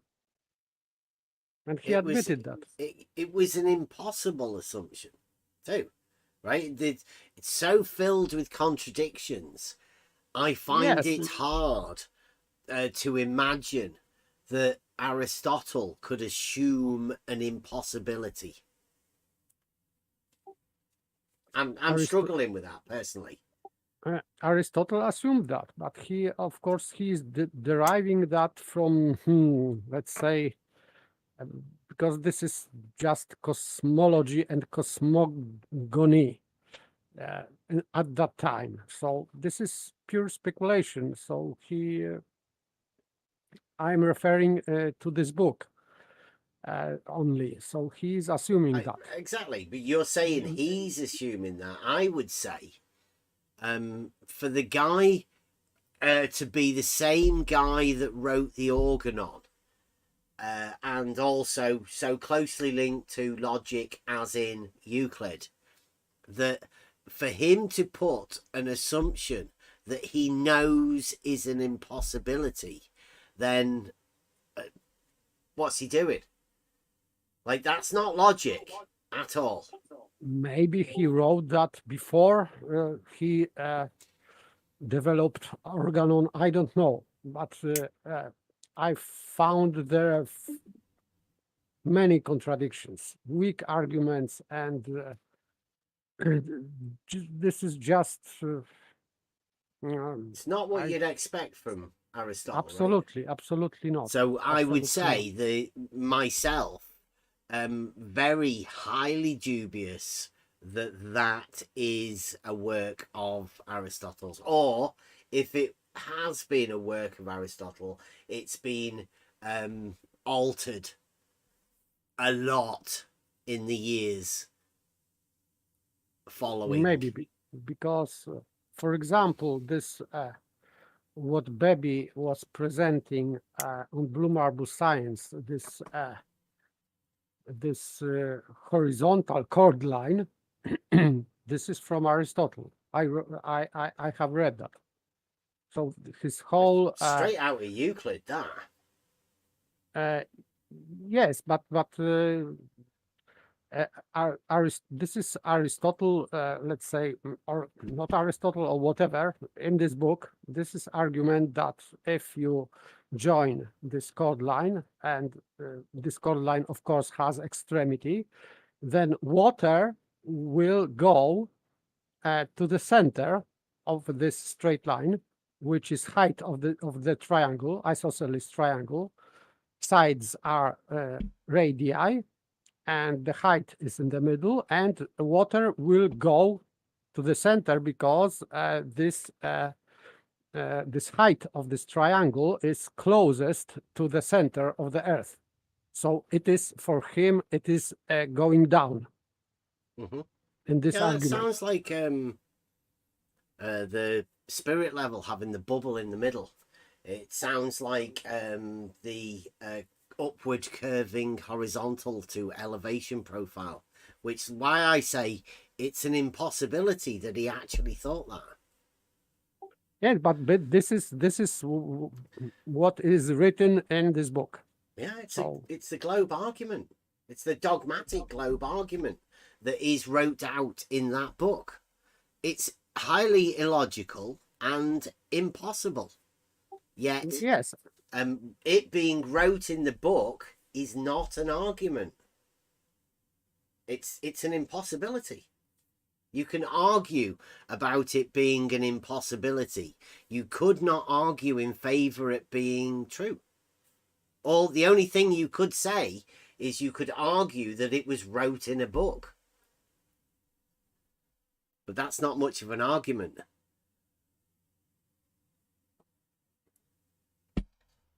Yes, but this is what is written in this book. This is just complete bullshit. So I don't understand, because if it was Aristotle before Organon, okay, it can't be. But if after, it means that he is doing what he prevents us to do within his logic system. So yeah, let's face it, it's been wrote as an exercise, a thought exercise, to get people to derive the possibilities of a model. It's just a thought thing. Now, it's a deceptive thought thing, because like people will say, it's wrote in the book, therefore they do, they're all hail Aristotle. But I mean, you can't just link an illogical argument to a great name and then say, look, accept it, it's a shadow giant, right? Accept this bullshit, accept the impossibility, because we've given the name of Aristotle to this fucking ridiculous, illogical non-argument. If somebody wants to come and defend it as an actual argument, then that's where the credit will go, right? To the argument. The name means nothing. And yes, I agree. As shown, right? It could be anybody. Anybody could have wrote that. And then they just do commentaries on it. And if you look at the amount of commentaries that have been done on that one, it's pretty obvious that is an academic endeavor, specifically been led to make people come up with arguments as to why.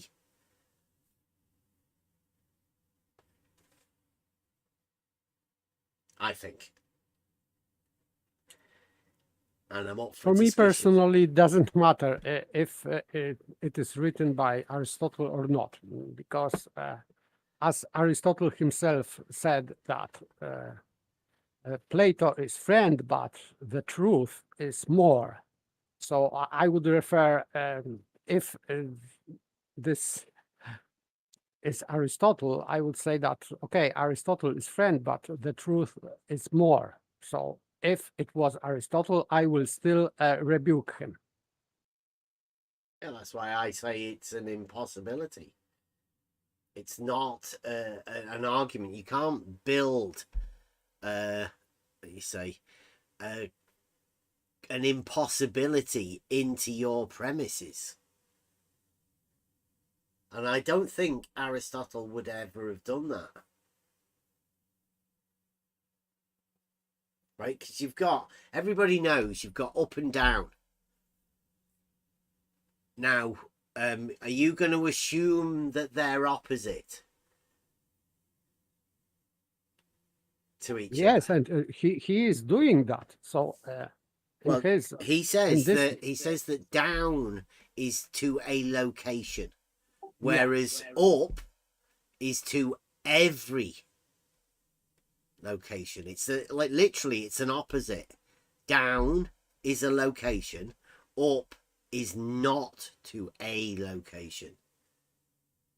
It's to every location, which is not the way to build a thing, because you're favoring down to a point, a location. Like, why can't up be to a location?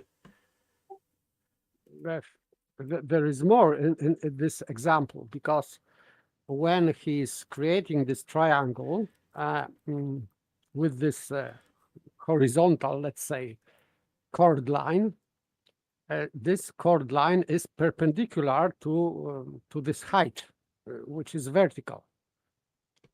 We call it vertical. And still he's saying that this perpendicular line is down to the center of this line. So this is complete nonsense, because down, it is to the center, but a perpendicular line to this vertical is not down. But for him, who wrote that, it is, because he says that it will drop to the center of this straight line, because it is the closest point on that chord line, closest to the center. So for me, this is so stupid that that's why I cannot imagine that Aristotle would take this as an argument, because this is so stupid, completely idiotic. You think they were weeding out people that were like you, that said that that's an impossibility, and saying goodbye? You're not what's needed. We need people who can accept this. Okay, but I am not on board with that kind of people. Sorry. Yeah, that's why I'm saying that this particular text seems like that's what they were doing with it. It was a test to see what type of communication you could end up with, because obviously there are people that go with that. I mean, I've heard it myself, modern day times, that very thing. The ball rolls to the center of a straight line. Yes, so he's saying that the water will roll, let's say, to the center of the straight line, be a horizontal straight line. Yeah, it's a horizontal straight line, but in the middle there is a pool of water on a horizontal. Yes, and there is also used word hollow. The straight line is hollow. So this is now I understand this in this LIGO, this straight line being upwardly curving horizontals. Yes, in the center, it is inclining to the earth in the center, being straight line. So this is the same issue, I think. Yeah, obviously. It was led for that purpose. That's why the text is there. It's completely illogical. But if you can imagine that somebody like Aristotle had that illogical thoughts derived by the monad, then, well, someone can generalize and say that, okay, so Aristotle was wrong in that point or in that book, therefore he was wrong everywhere. That would be generalization. I'm not into that. No, nobody's saying that, right? Aristotle's work within the organon stands as his work within the organon, right? You don't need to take on a name or anything just because of, you know, other people bringing up stupid fucking arguments that just don't make any sense. I can dismiss that as an impossibility through the premises at the start. The center isn't a premise to stop things falling. Betty sort of explained how ridiculous it is when you start off with that, because then you can have a question of as to why something that isn't falling.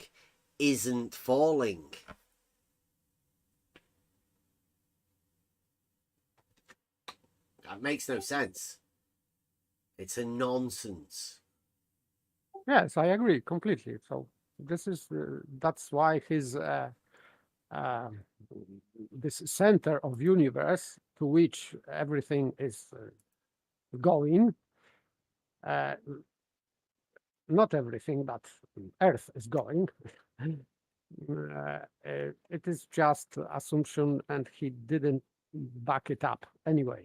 And there are many other contradictions in this cosmology, let's say, because this book is about whole universe. So it is about heavens. No, there is another one about the universe, isn't there? No, this is the same work on the heavens. Mundo. That yes, but it's the cello at mundi, but at mundo. But in this work, I found many things about whole universe. So he's so they well, there's two, isn't there, or are they the same one? Because the cello is on the heavens, and then Dimundo is on the universe. And one of them has been said that it's almost certainly not Aristotle. It's been credited to him, but it's not, and that's Dimundo, the universe. Yes, I am not sure. I'm just reading the translation on the heavens, and there are 4 books, and he's covering everything. I don't know if it is some mix of his work. I am not sure. I am not. I haven't done this philological inquiry here, so I really don't know how many of the other things of Aristotle have you read? I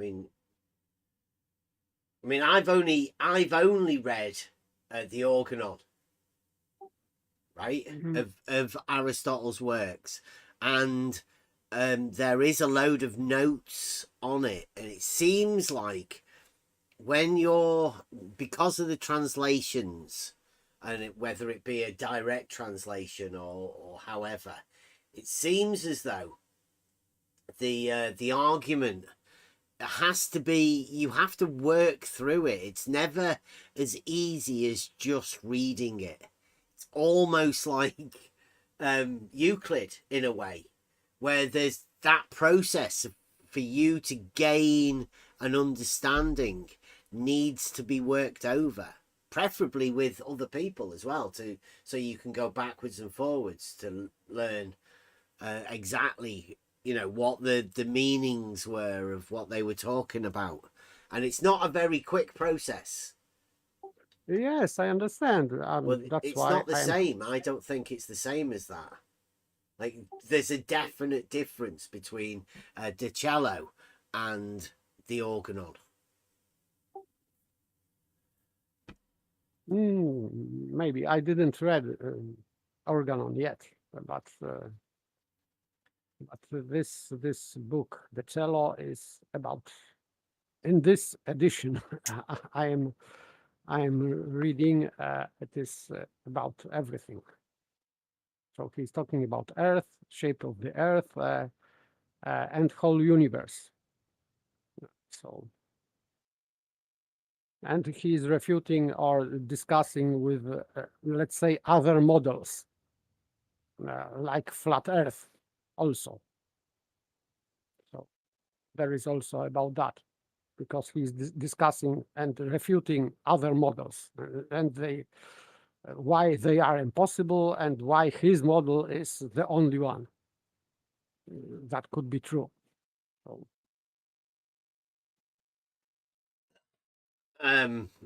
like I say, I started at the beginning, and to me, there's holes in it, in the foundations, yes, right loads. at the beginning. Yeah, beginning is that assumption, and he is admitting that it is based on assumption. It says it's based upon impossibilities. Yeah, but he because it is unfalsifiable in that manner. So for me, this is just pure speculation, and for me, this is proof that you cannot speculate, use only speculation upon physical world, because it is pointless, because you will land in contradictions. Because he is in this book contradicting common notion, for example. Because when he's discussing this, why he thinks that surface of the Earth is curved, and objection to that is that horizon is straight.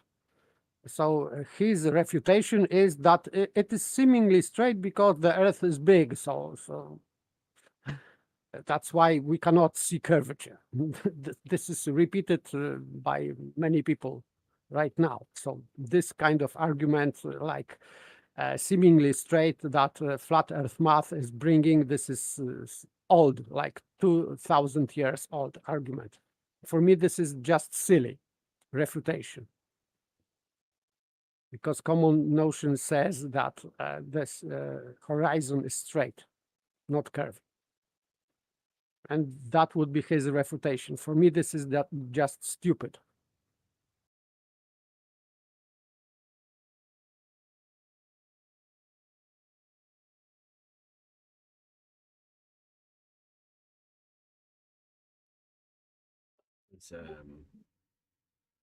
It's looking for a bit. I found a bit last night. I'll keep looking.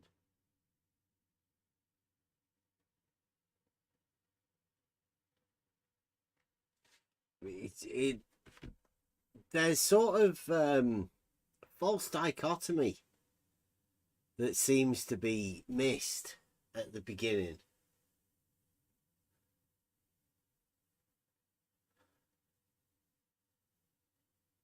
You mean where? In what kind of argument? You are talking about Bebby? No, this the up and the down, one being natural and the other one being unnatural. I am not sure what Bebby is referring to, because Aristotle in this book is talking about natural motion and unnatural motion.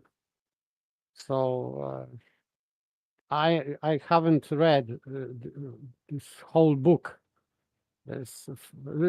Yes, because there are four books. So now I am this argument about this hollow straight line is in book 2, at the end of book 2. So now I am there. So it is in front of me is book 3 and 4, and then I would somehow refer to that, what Saint Thomas Aquinas is talking about, because for now I cannot find any thing about natural shape, because so far in the first book it is written about natural motion and unnatural motion. So, for example, if for things natural is down, the opposite of that would be unnatural, would be up. So for Earth or solid objects, natural motion is down, and for fire is up. Well, And I mean, backwards and forwards, right? certain things are said. I've book 1. Got it here. This is meant to be like a literal translation from a guy. It says the science which has to do with nature clearly concerns itself for the most part with bodies and magnitudes, their properties and movements, but also with the principles of this sort of substance, as many as they may be, for of things constituted by nature, some are bodies and magnitudes, some possess body and magnitude, and some are principles of things which possess these. Now, a continuum is that which is divisible into parts, always capable of subdivision, and a body is that which every way divisible. A magnitude, if divisible one way, is a line. If 2 ways, a surface. And if 3, a body. Beyond these, there is no other magnitude, because the 3 dimensions are all that there are. And that which is divisible in 3 directions is divisible in all. For, as the Pythagoreans say, the world and all that is in it is determined by the number 3, since beginning and middle and end give the number of an all, and the number they give is the triad. And so, having taken these 3 from nature, so to speak, laws of it, we make further use of the number 3 in the worship of these gods. Further, we use the terms in practice in this way of 2 things. Or men, we say both, but not all. 3 is the first number to which the term all has been appropriated. And in this, as we have said, we do but follow the lead which nature gives. Therefore, since every and all and complete do not differ from one another in respect of form, but only if in their matter. If at all, yes. Yeah. In their matter and in that to which they are applied.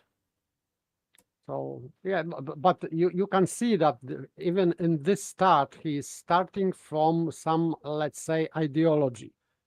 So he is, for example, applying number 3 to think that it is complete. Oh, he's flicking his gang sign like Betty was doing. That's a shout out to the boys, that is. Yeah, I would say yes. So this is this assumption because it is not related to nature, in fact. And he is talking about the dimensions because this is, I think that this work is worth reading because there are many very, very wise things written here. That's not Aristotle, that though.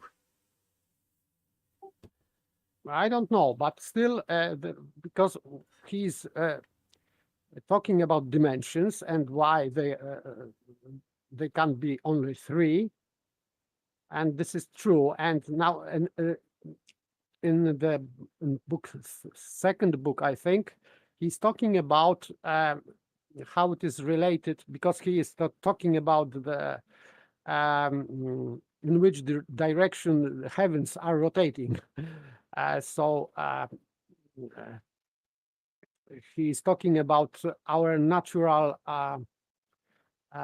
sensible directions. So he's talking about up and down, which he says that it is not necessarily related to our senses.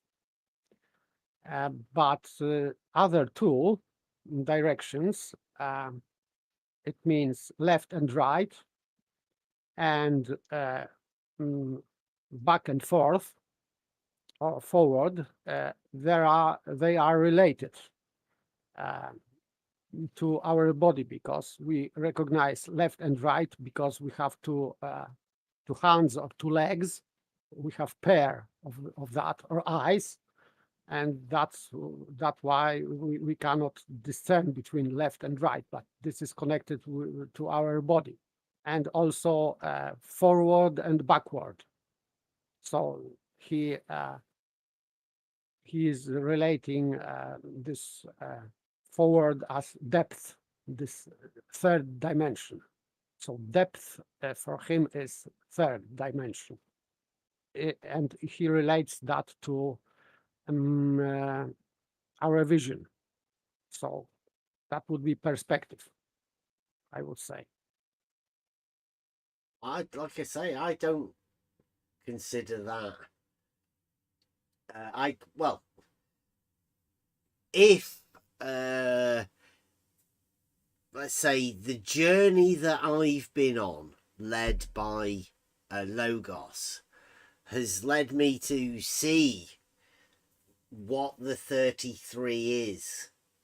It's like a magic trick. It's a veil. It's the veiled number,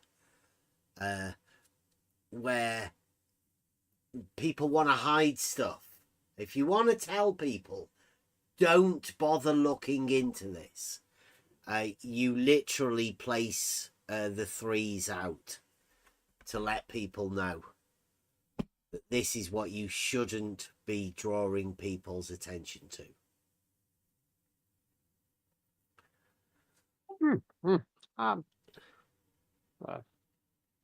If it is he's relating some meaning to number 3,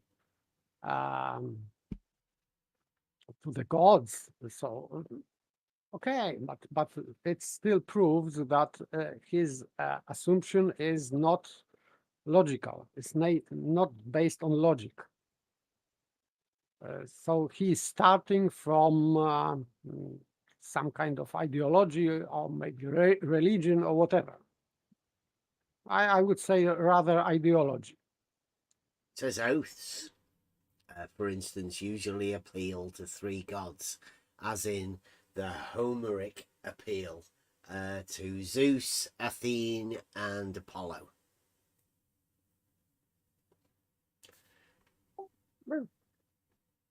Okay, but this is his assumption. So, and I would say that that's somebody's interpretation of that, right? Obviously, that's the bit that people add in to this, because say whenever you go over anything, even like if you go over the organon, there will be notes on it. Somebody will have to write notes to assist people, because as you go through it, you will be thinking, I could do with a bit of hand. I don't really know what they're talking about. You need to go and look into it. You need to have somebody to ask and go over it. It's not as simple as like this is an instruction manual. None of these things are. We're dealing with philosophical things. And whereas people may have had an idea, there are some things that people can't know. So assuming that because somebody wrote something and you take it on as their word that they did do it, then don't know. That's philosophy, isn't it? My point here is that I generally reject a position that you can explain, you can have assumption, ideological assumption about physical cause. So he is not giving the physical cause to this center. So it is still unknown why things should fall to the center of the universe. Why? From which physical properties? There is no physical property of any body that could tell us that things are falling to the center. So there is no indication in nature that would tell us that this thing is going to the center. Just down. Just down, yes. But he is trying to revert that down to the ground, to the point. And then he is falling into many other complications. Yeah, well, see, that sounds contradictory. Yeah, for right? me, But, yes. but by you saying he, you are handing that to him, a person. I wouldn't. okay. I would never do that because it just sounds. It sounds so illogical. I can't really associate the guy that put the organ on together with this person that wrote this. Maybe. So I am talking here, but generally about author of this book, because the book is written, obviously. So I am referring to the author of this book, and this book had impact on many people. So through centuries. So yeah, many people have gone over it. The commentaries that have been of it. I mean, are the commentaries of the original, or is this what we're getting now? I don't know. Where did it come from originally? I have no idea, because as I only wrote about this this work, it was one of these works of Aristotle, supposedly, that was that came to Europe through Arabic word, and it was first translated from Arabic to Latin, and then later from Greek to Latin. So I'm not sure about originality of that kind of source. But as I said, I didn't search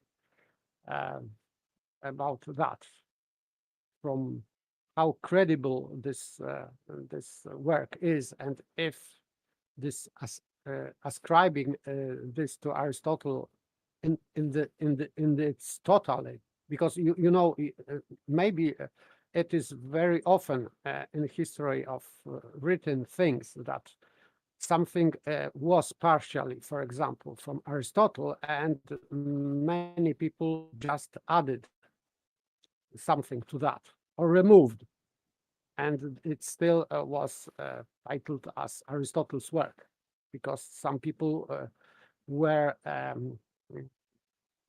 no-namers, let's say, so they knew that they would be not famous as in their own name, so they supported their work, or partially their work, by name of Aristotle.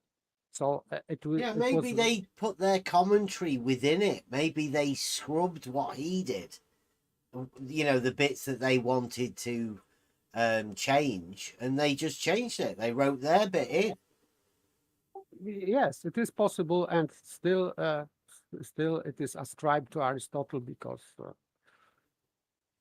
we were talking about this the other day, right? The idea that you can start your journey into any of these things because we've progressed, that you can start your journey. Imagine you're going to university and you're starting philosophy, and you are handed a book on Kant, right? So if you start your philosophical journey at Kant, then Kant is what you associate with.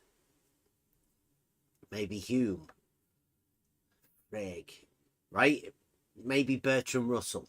Doesn't really matter. But if that's where you start, then you're starting your journey on a ladder halfway up.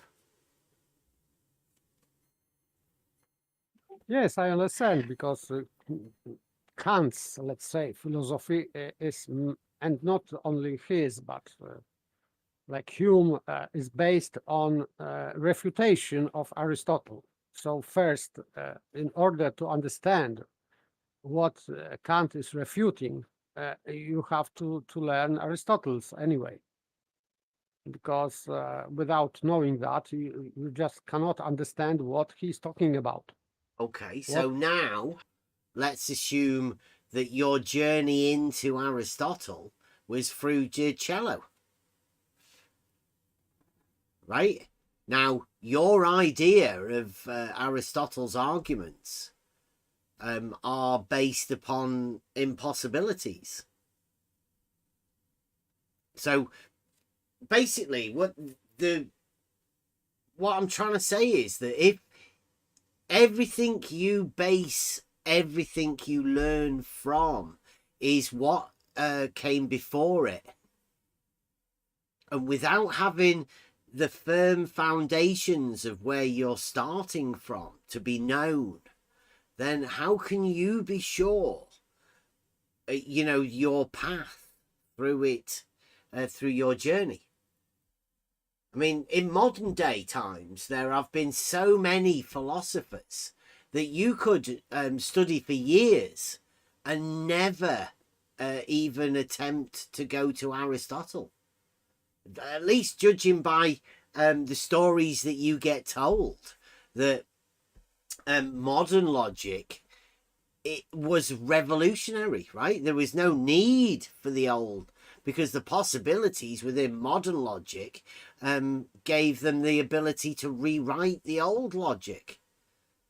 It was like a breakthrough, and they're still doing it in relationship to mathematics in a similar sort of way, right? They're going beyond it, so there is no need for you to learn the foundations, because we've progressed so far that you're mainly always starting halfway up the ladder. And the idea of those foundations, you going back to them, is ridiculous to most people, modern day times.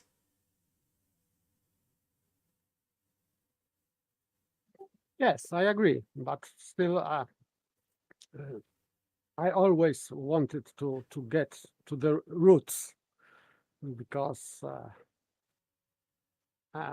this is me, but I always wanted to know the previous stage, not so, as you said, not in the middle. If I found myself in the middle of the ladder, I want to know what was below, because for my it is maybe my just character, but I want to know what was before, why I am here in the middle of the ladder, and what was before. How did I come to that point on the ladder? Or even if I was put on that place in the ladder,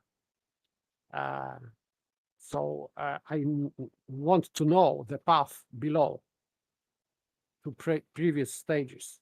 That's me. I cannot just go along and go up without knowing foundations, let's say, in that case of logic. So I couldn't start from modern logic. If I would learn logic, I couldn't start from modern logic. But that's me. Yeah, I'd say, I think people are different, obviously. Everybody's different. And this is mainly based upon first principles, isn't it? It's the journey to first principles and who wants to be bothered making sure that you can cross those bridges? Because there's a lot of bridges to be able to cross from that beginning first principles all the way to where you find yourself, right? It depends if you're willing to put yourself back at those that journey from the beginning and show yourself that you can do that, or maybe that's the journey that's too tough for people to look at.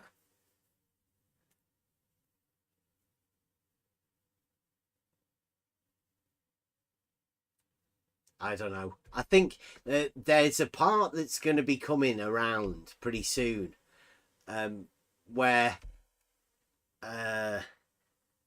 this sort of stuff gets too tough for certain people to look into.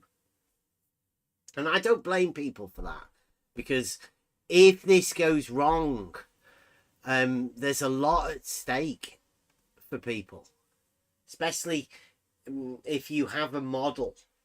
And I don't mean, you know, the traditional models that people have in this idea, but it's the model of your education, of your own learning ability. That model has to be questionable. And it's a tough one, because if you find yourself lacking, then where do you start? It's tough. I think modern day times specifically has told people to not bother looking at this, and people have accepted that the teachers that have put them down, the education system that's put them down, they've accepted it.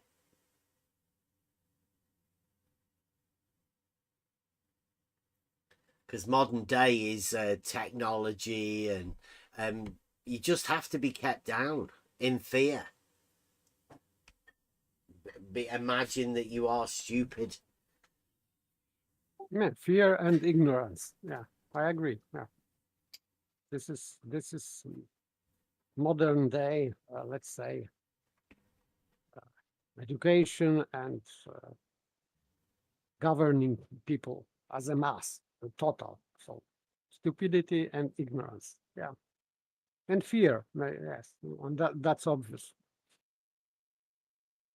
It's the elements. I keep seeing it and I keep hearing it. And not just the elements of geometry, but the elements of everything.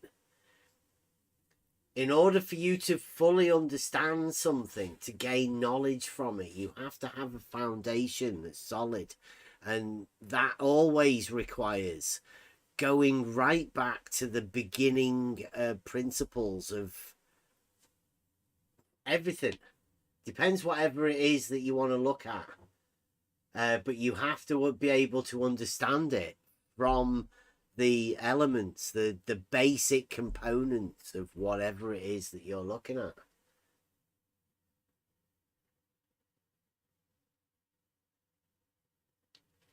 I was lucky enough to be shown not that, right?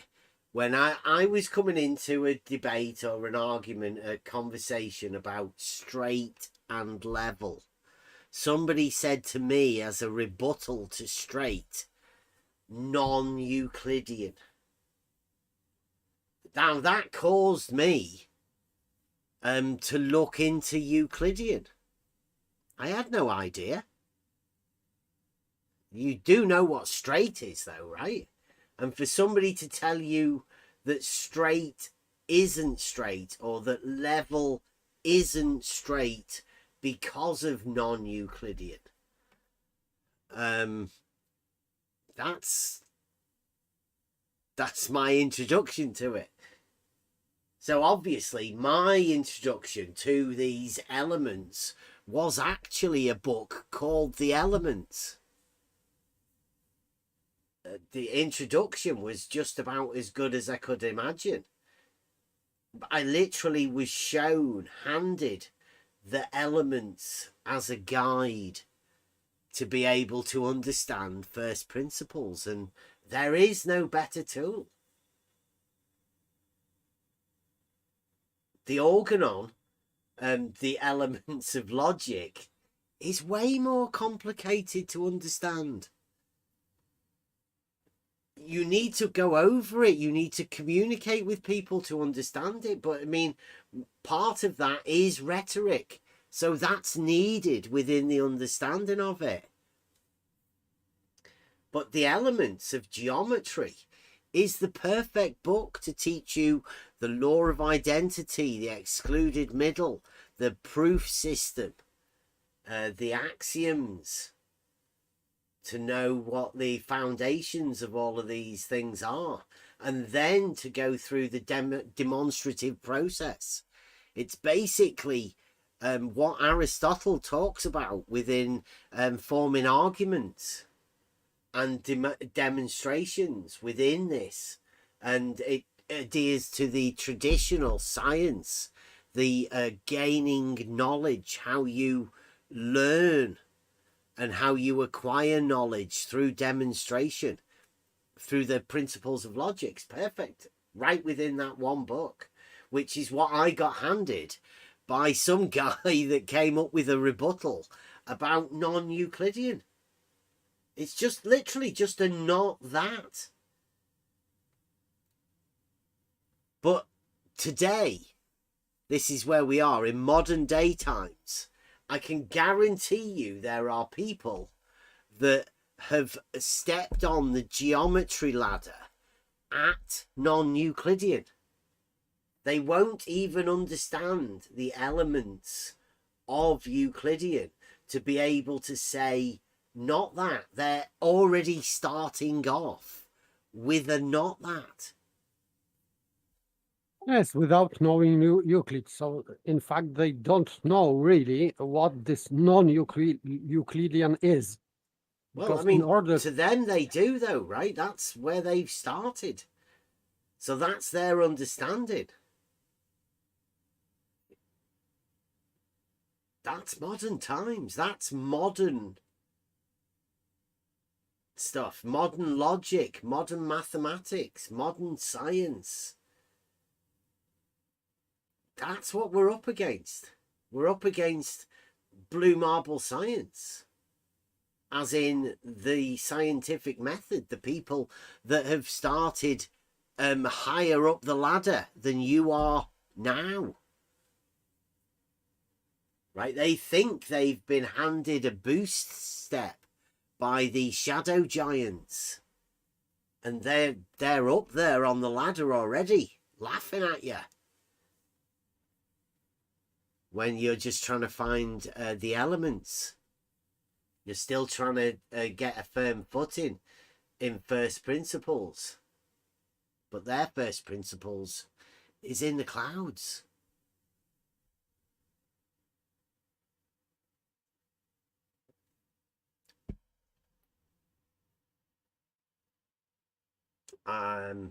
Not me. I'm quite happy with simple. And learning simple and staying simple. I don't believe in the not that.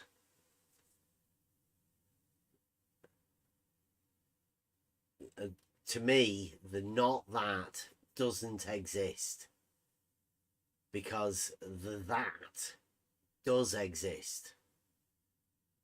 And to say not that is to state not something that already exists.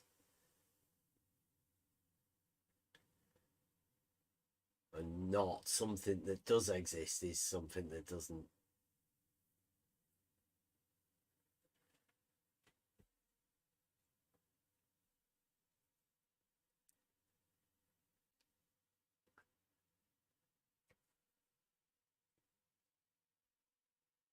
We did find, though, I don't know how Logos managed to give me the the very type of argument that Betty attempted to present aporia. Have you ever heard of aporema paper? It is within the organon. Let's see if I can find About what? Aporia? aporema.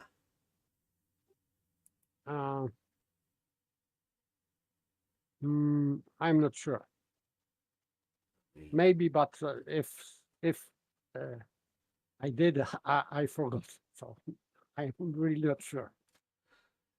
It's one of those things that goes over the. Here we go. It's mentioned within.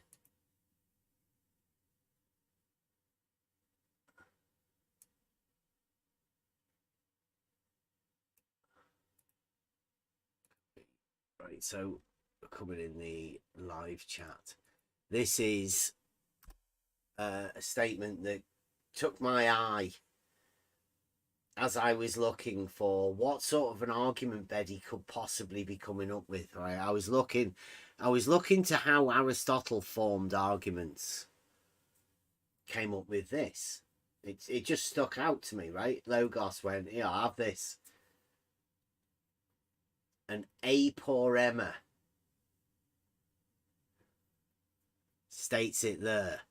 Now, there were other references within the notes to other people and the categories and how they classify all of these sort of things, yet I can't find them.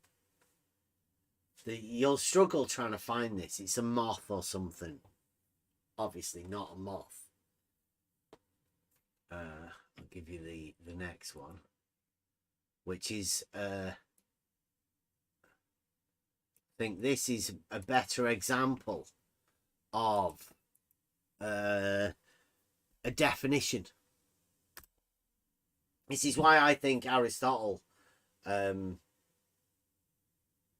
writes differently in De Cello. It just doesn't sound the same person. The aporema is, as Aristotle observes, a dialectic syllogism of contradiction, which the epicorema, is that right? Epicorema admits of. I have no idea. You don't know what the epicorema is? Oh, do you know what that is? No, I think not. Okay, let me.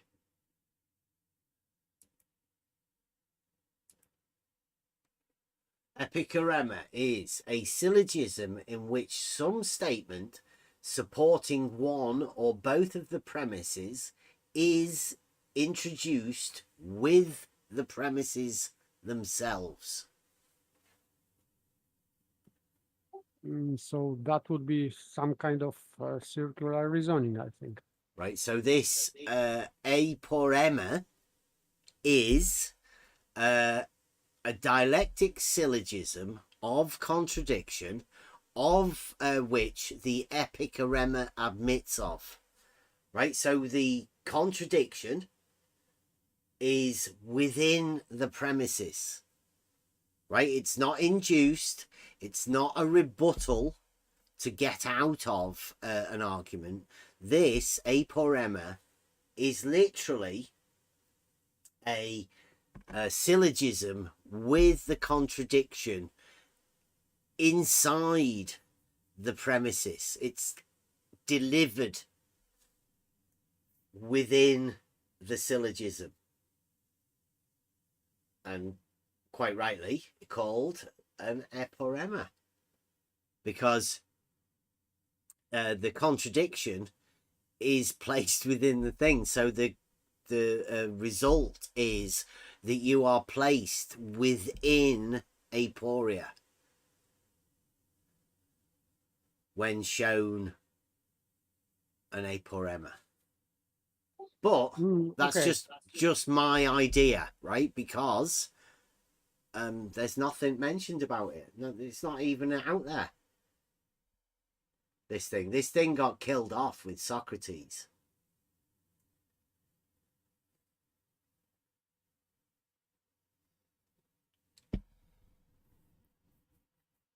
A very dangerous type of argument, which places people within their own contradiction.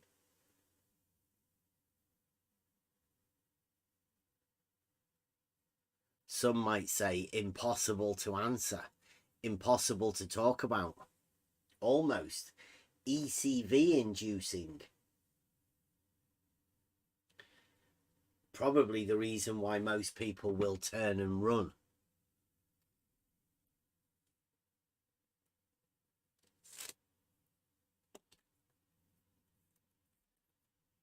I wouldn't want that sort of a thing to be around if there was a chance that I could be placed within a contradiction of my own making through an argument. That would be the first thing you'd want to make sure didn't ever appear.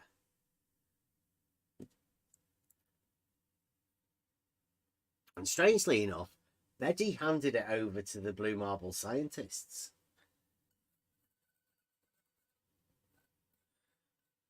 As a form of argument. I think he calls it the question argument. But you'll have to get Betty to tell you about that, seeing as it's not mentioned anywhere in any books or anything really. It's not really been a study on it. Maybe some people have been studying about it for a few years now. You know, this is new logic, so maybe someone will write some handbook for new logic, new speech, new logic, whatever. Well, what happened to the A.M.S? Where did it go in between being mentioned in the organon to present day? There's 4 types of rebuttals.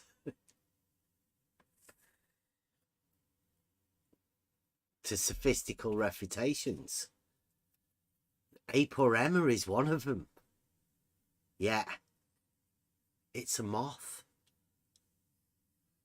A fungus on a bean, a soybean, I think.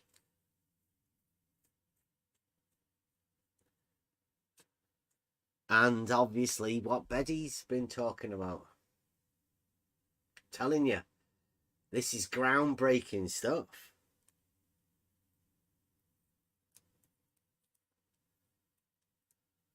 And I like the idea that it's the A.M.S, as Aristotle observed, a dialectic syllogism of contradiction which the epicurema admits of. The definition's perfect.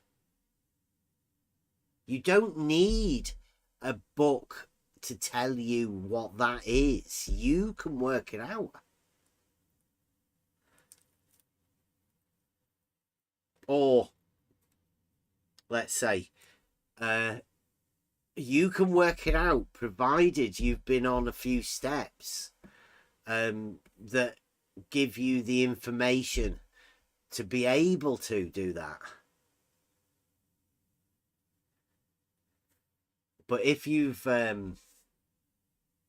studied Hume, then I would imagine that a dialectic syllogism of contradiction which the epicurema admits of may be like a foreign language.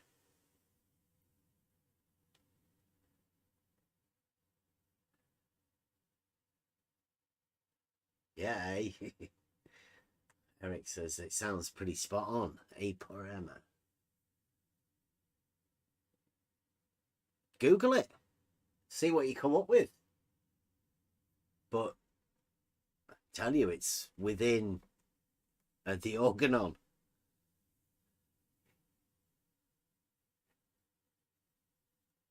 See if I can find it.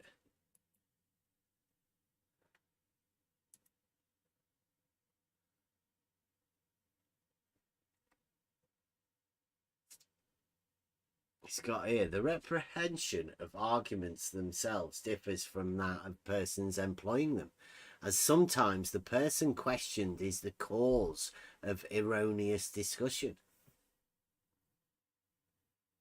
We must object sometimes to the speaker, sometimes to the thesis. This is, let me get this on for you guys.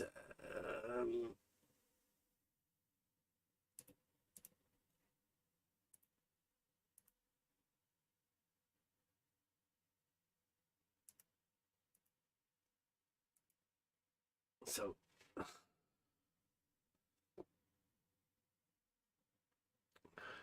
this is, let's see where we are. I think I went to the, what's it called at the end? The analysis. So it's like a brief point by point sort of thing. And this is chapter 10. Such arguments as collect the false must be solved by subverting the ground of the falsivity. Such arguments as collect the false must be solved by subverting the ground of the falsivity. I like the way that he's worded this. There are 4 ways of preventing the conclusiveness of an argument. Either, first, by subverting the ground of the falsivity.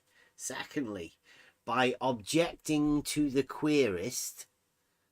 And third, by objecting to the questions made. And fourthly, by reference to time. This is the worst objection of the above. The first alone is a solution. The others are certain impediments to the conclusions. What's a querist? Is a querist somebody who presents a question argument? Ponzi hairdresser? Querist. Something like that, yeah. By objecting to the MX5. The querist. Yeah. The querist. Yeah, just the querist. Like, I mean, that's what it says. It's the analysis. It says the reprehension of arguments themselves differs from that of the persons employing them, as sometimes the person questioned is the cause of the erroneous discussion. We must object sometimes to the speaker, sometimes to the thesis. Arguments of this kind being for the sake of exercise, the false must sometimes collected and subverted, even through the false. In transferring the reasoning, it should be done dialectically and not contentiously. An argument may be bad, yet the questionist may conduct it well. It may be well spoken. He may have done a good woodworking finish at the end of it, right? He may have buffed it up and give it a good finish. Reprehensions of argument per se are 5. First, when nothing is concluded from the questions. Second, when there is no syllogism against the thesis from the things and in the way described.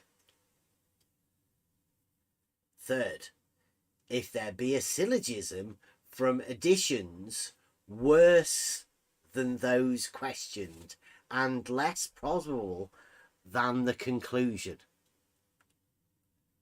Fourth, if certain things are taken away when more has been assumed than was necessary. If from things more improbable and less credible than the conclusion, or from things requiring more labour to demonstrate than the problem. That's like a money issue one, isn't it? Argument may be reprehensible per se, yet commendable as to the problem, or vice versa. When the argument demonstrates, yet there is something else irrelevant to the conclusion, and there should appear to be a syllogism, brackets, which, however, there is not. It will be a sophism.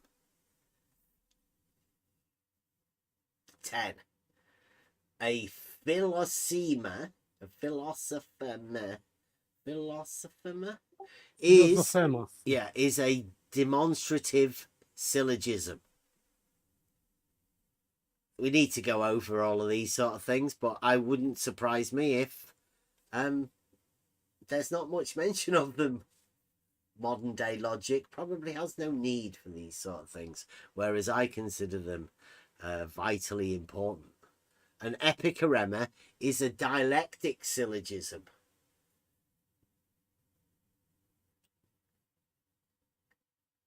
Making sense now, paper.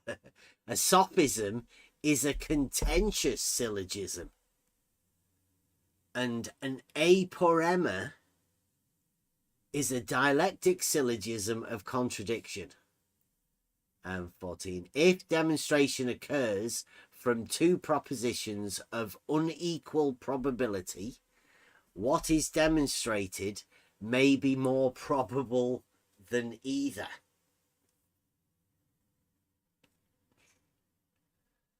And circumlocution in proof is erroneous. Also, to prove from things not evident as to the cause whence the reasoning proceeds. So that would be circular reasoning, circumlocution. So. Because he says in proof is erroneous, so it means that it is error. Oh, to prove things not evident as to the cause when the reasoning proceeds. Within the reasoning. Yes, so if premise is not evident, but there is a way, a sophistical way to present this not evident premise as evident. So this premise would be not in question because it is seemingly self-evident. Yeah. So this aporema has disappeared. It's not there. And a sophism, a contentious syllogism. So something that is wrote like a syllogism, but not just contentious. You can undermine it because it is not something not right. Yeah. So the dialectic syllogism would be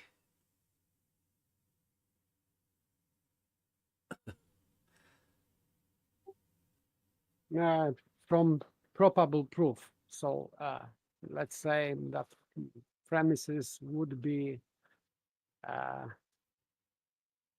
not certain, but you can convince, for example, audience that this not very much probable premise is indeed very probable.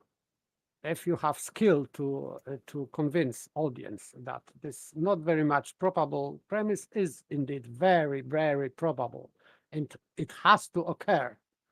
So that would be that's how dialectics operates. So you can change a very weak argument into seemingly strong argument. Of course, this is just trick, rhetorical trick. You can use rhetorical tricks to present very weak argument as a strong argument. This is part of dialectics.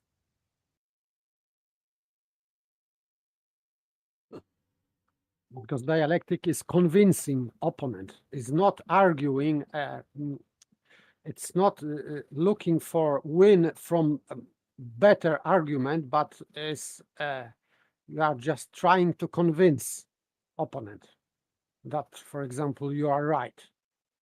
Not it doesn't necessarily mean that you are right, but your goal is to convince opponent that you are right, despite of regardless of the truth. So you can be not right, but you can still try to convince opponent that you are right, and this is dialectic.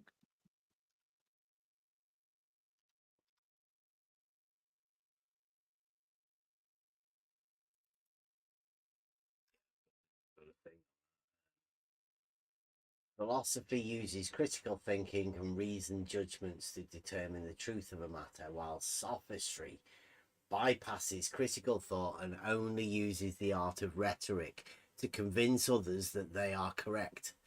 Philosophy and sophistry have two very different end goals and thus two very different standards which to weigh an argument. In short, philosophers seek the truth regardless of who is correct, while sophists seek to win regardless of what is true. So the dialectic is meant to just convince. Yeah, but still you can use dialectic honestly. Yeah, but you could also say that the truth value of the P statement is not necessary. Yes, you can. That would be pure sophistry, right? You would be showing your ability within the dialectic syllogism to be opening up with that. Yes, you can convince, for example, audience that okay, I will provide the proof here, but I will convince you that this P is not it is not necessarily true, but I will convince you that it is not needed to be true. And then we can proceed with logic. And if it is skillful sophist, for example, he convinced the audience, and the audience is now learning bullshit because it is convinced that it is all right, so that the premise is false, for example.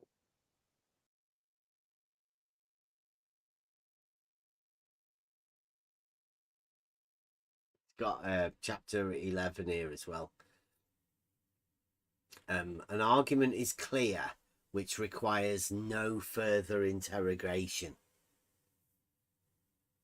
2. Also, when things are assumed from which the conclusion necessarily results, but the argument concludes through conclusions proved through pro-syllogisms.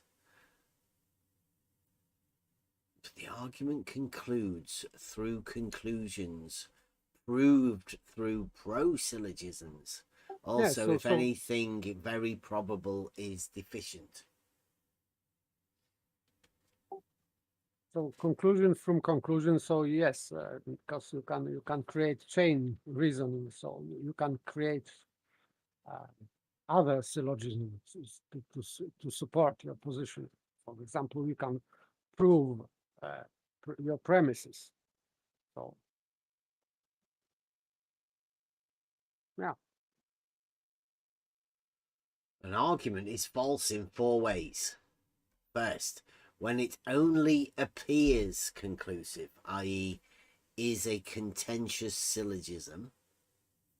Second, when it concludes irrelevantly. Non sequitur. Yeah.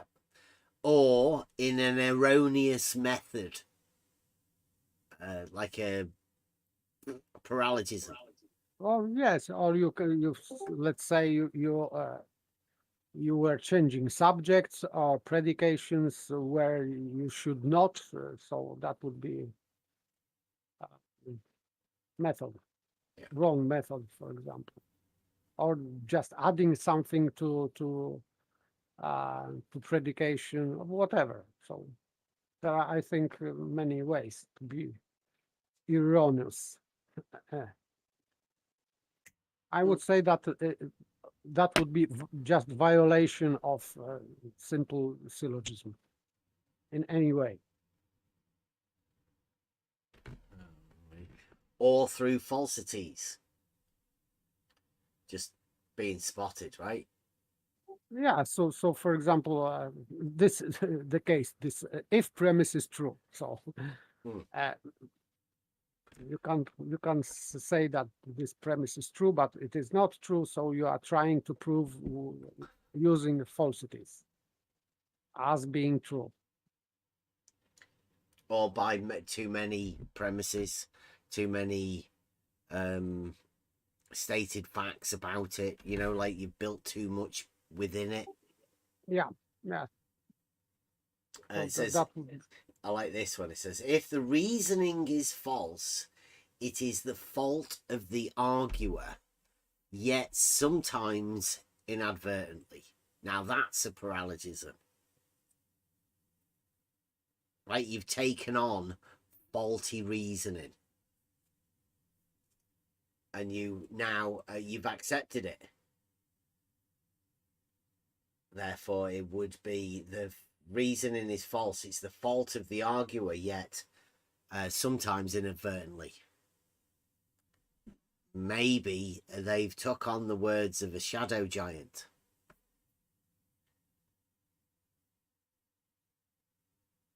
And assumed faulty reasoning to be true.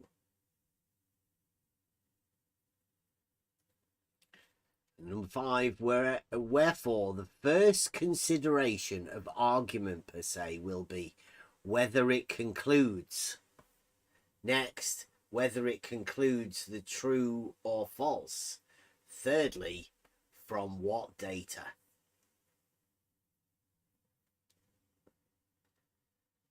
Wherefore the first consideration of argument per se will be whether it concludes. Next, whether it concludes the true or false. And thirdly, from what data? Yes, so from what data, that would be premises. Whether it concludes the true or false, it means that conclusion has to be true, because only truth give you a knowledge. And whether it concludes, it means whether it is non sequitur or sequitur. So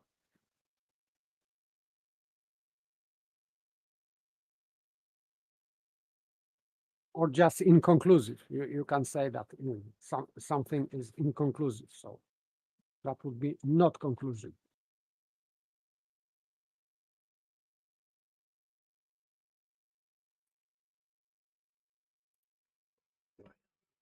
It's pretty good going over this, the organon, but it takes, you know, bit by bit. It's a bit heavy on how you know, how to understand what they're doing, but I think that's the whole point of the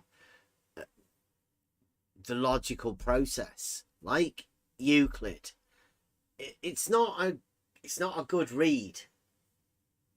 You know, it's not like a nighttime book that you can just sit down and read. Yeah. You need to be working over them and trying to find demonstrations of the things that they're talking about. And like when Raven came, it was literally like speaking a new language, trying to learn a new language. In fact, this is very old language. Well, yeah. But to us, modern day, learning logic is like learning a new language because it's not been taught. It's not even been taught within the school process. And it should have been. So it is like learning. I call this true learning, really, because I don't think it's something that you can take on for yourself at a later age, because it might be difficult. It might just be for a few certain people, because it's too much to go back and sort of, because you have to be able to question what you already know, to go back to the beginnings, to make sure that those foundations do fit where you're at. And thinking about it in a way that, you know, like, if you're at the top of a skyscraper, do you really want to be going down to check the foundations? What happens if you get halfway down and you find out there are no foundations? What about if there's no bottom 10 floors? Like, how do you get down to the foundations? I'm not so sure that, you know, I'm not so sure that everybody can make this journey. Yes, I agree. Pride would be the obstacle. Yeah, because for me, it was never obstacle. You know, as a teacher, I was teaching very young children, like 3 years old. And so I was in my life always near basis. So for me, it is not a problem. And what was not a problem to come back to simple things, but still it is difficult to go to basis, because you need to reject or suspend, at least suspend your sophisticated knowledge about everything. Because when I was trying to read Saint Thomas Aquinas, it was for me difficult, because I was trying to put there my imagination and my, let's say, understanding of, or just interpretation of the text. And in fact, the best way to understand what the author is talking about is just to listen or read what he wrote, not what he think, especially with the modern thinking.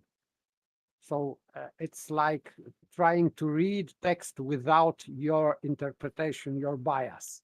So you have to reject your bias immediately, because otherwise the text will not make any sense for you, or just maybe, yeah. It is difficult to understand that kind of text with using already your previous knowledge and bias.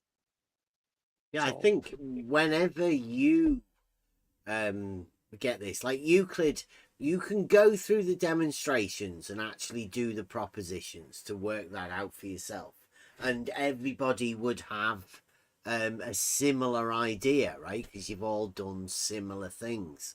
Whereas this is about how you understand the words and what the words mean. So your interpretation of them will be how you understand them. And the only way that you can express that is for you to have the rhetoric to be able to express to somebody else what you understand these things to mean. And your understanding may be different than somebody else's, but the discussion, the communication between people about it is how we would, I think, how we modern day people would become to understand this sort of stuff. Because like the eporema, there's not much about it. Like, at least not in the modern day sources, let's say. I mean, how would people have found this sort of stuff in the past? Not got a clue. How would you know? If there is 4 mentions of eporema within the organon, and then only mentions within about moths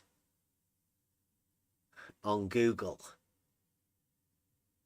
then where has all of the conversation about that gone, or was there ever any conversation or discussion about what particularly it is, and how would we derive that modern day? Would you be happy to have somebody come here and tell you what it is? Would that explain it better? Like, say Betty decided to come round and tell you that he knew what it was.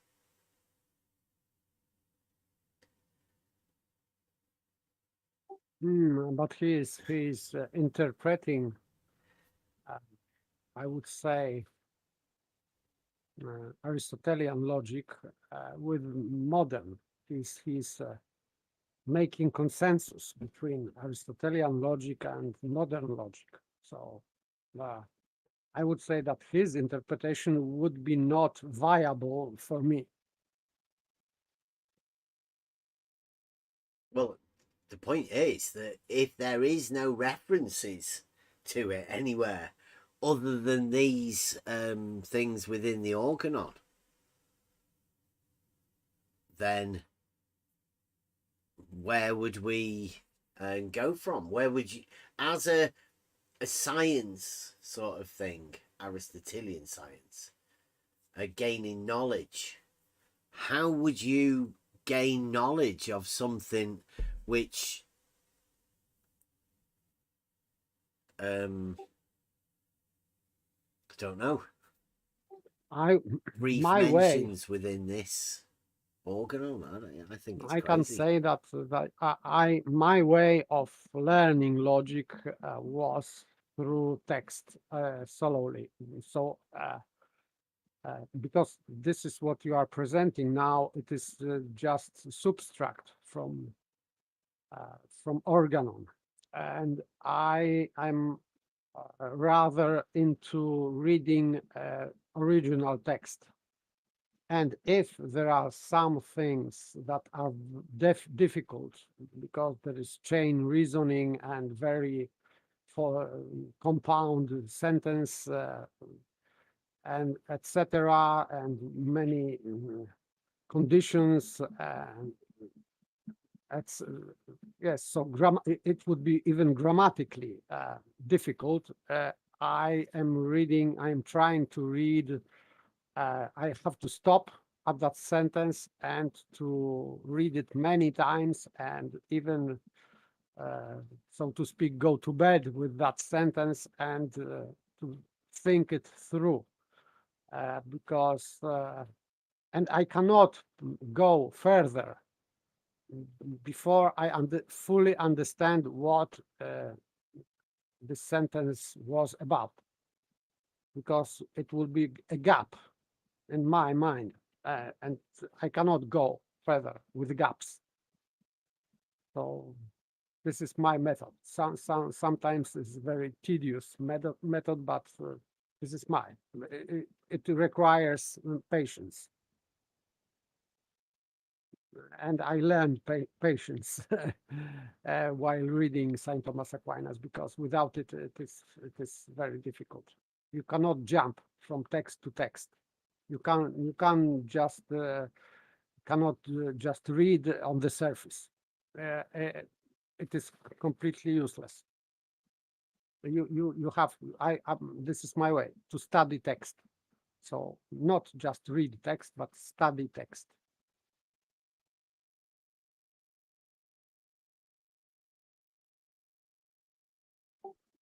Okay, I'm ready to go to bed. So thank you very much. Good night. Okay. Thank you. What time will we have? 20 past.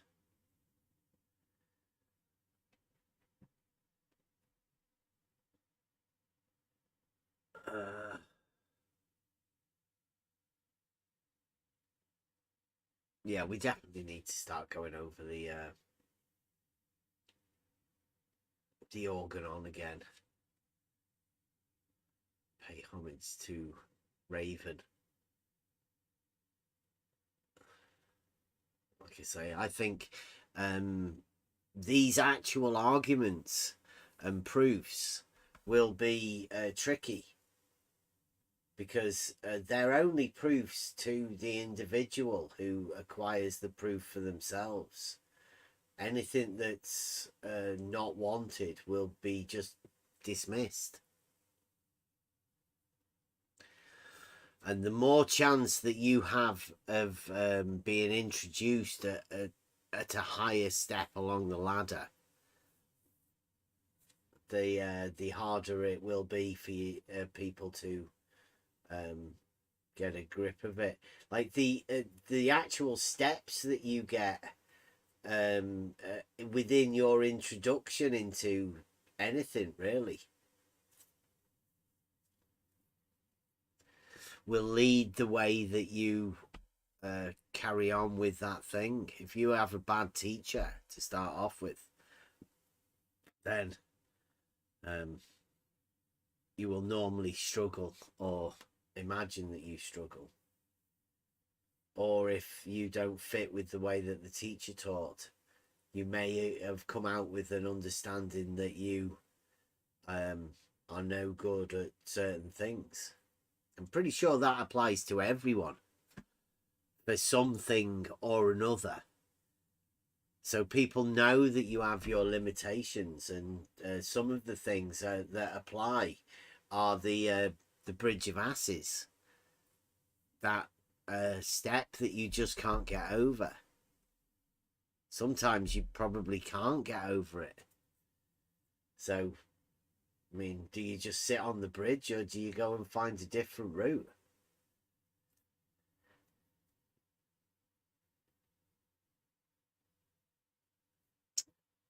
All personal choices.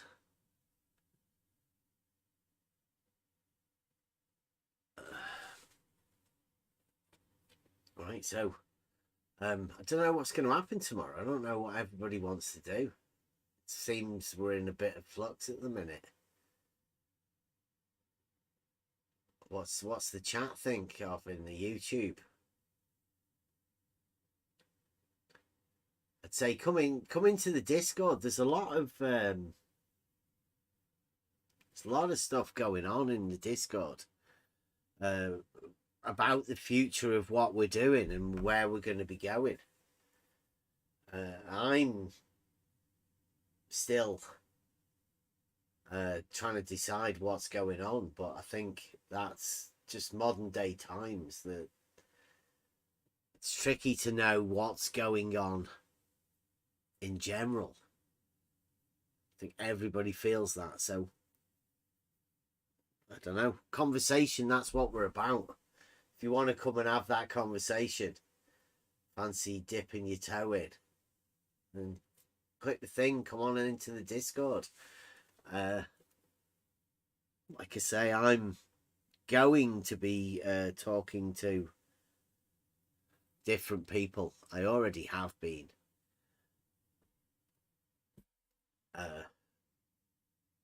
But I've done with the guys that obviously they're going to continue slandering us. There's not much we can do about that, but I will be pointing it out. If anybody spots anybody slandering us, let us know. Give us a link to wherever you spot it.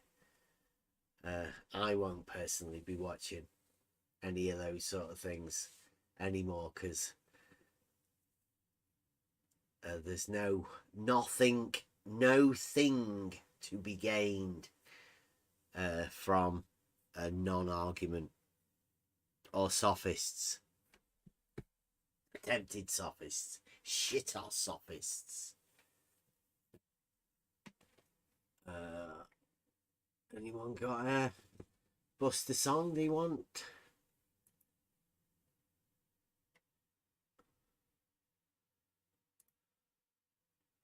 Do you want to hear the Betty one?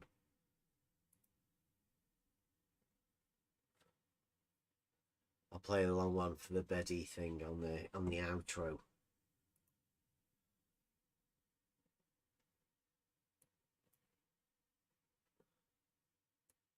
Don't know how long is it? About 14 minutes.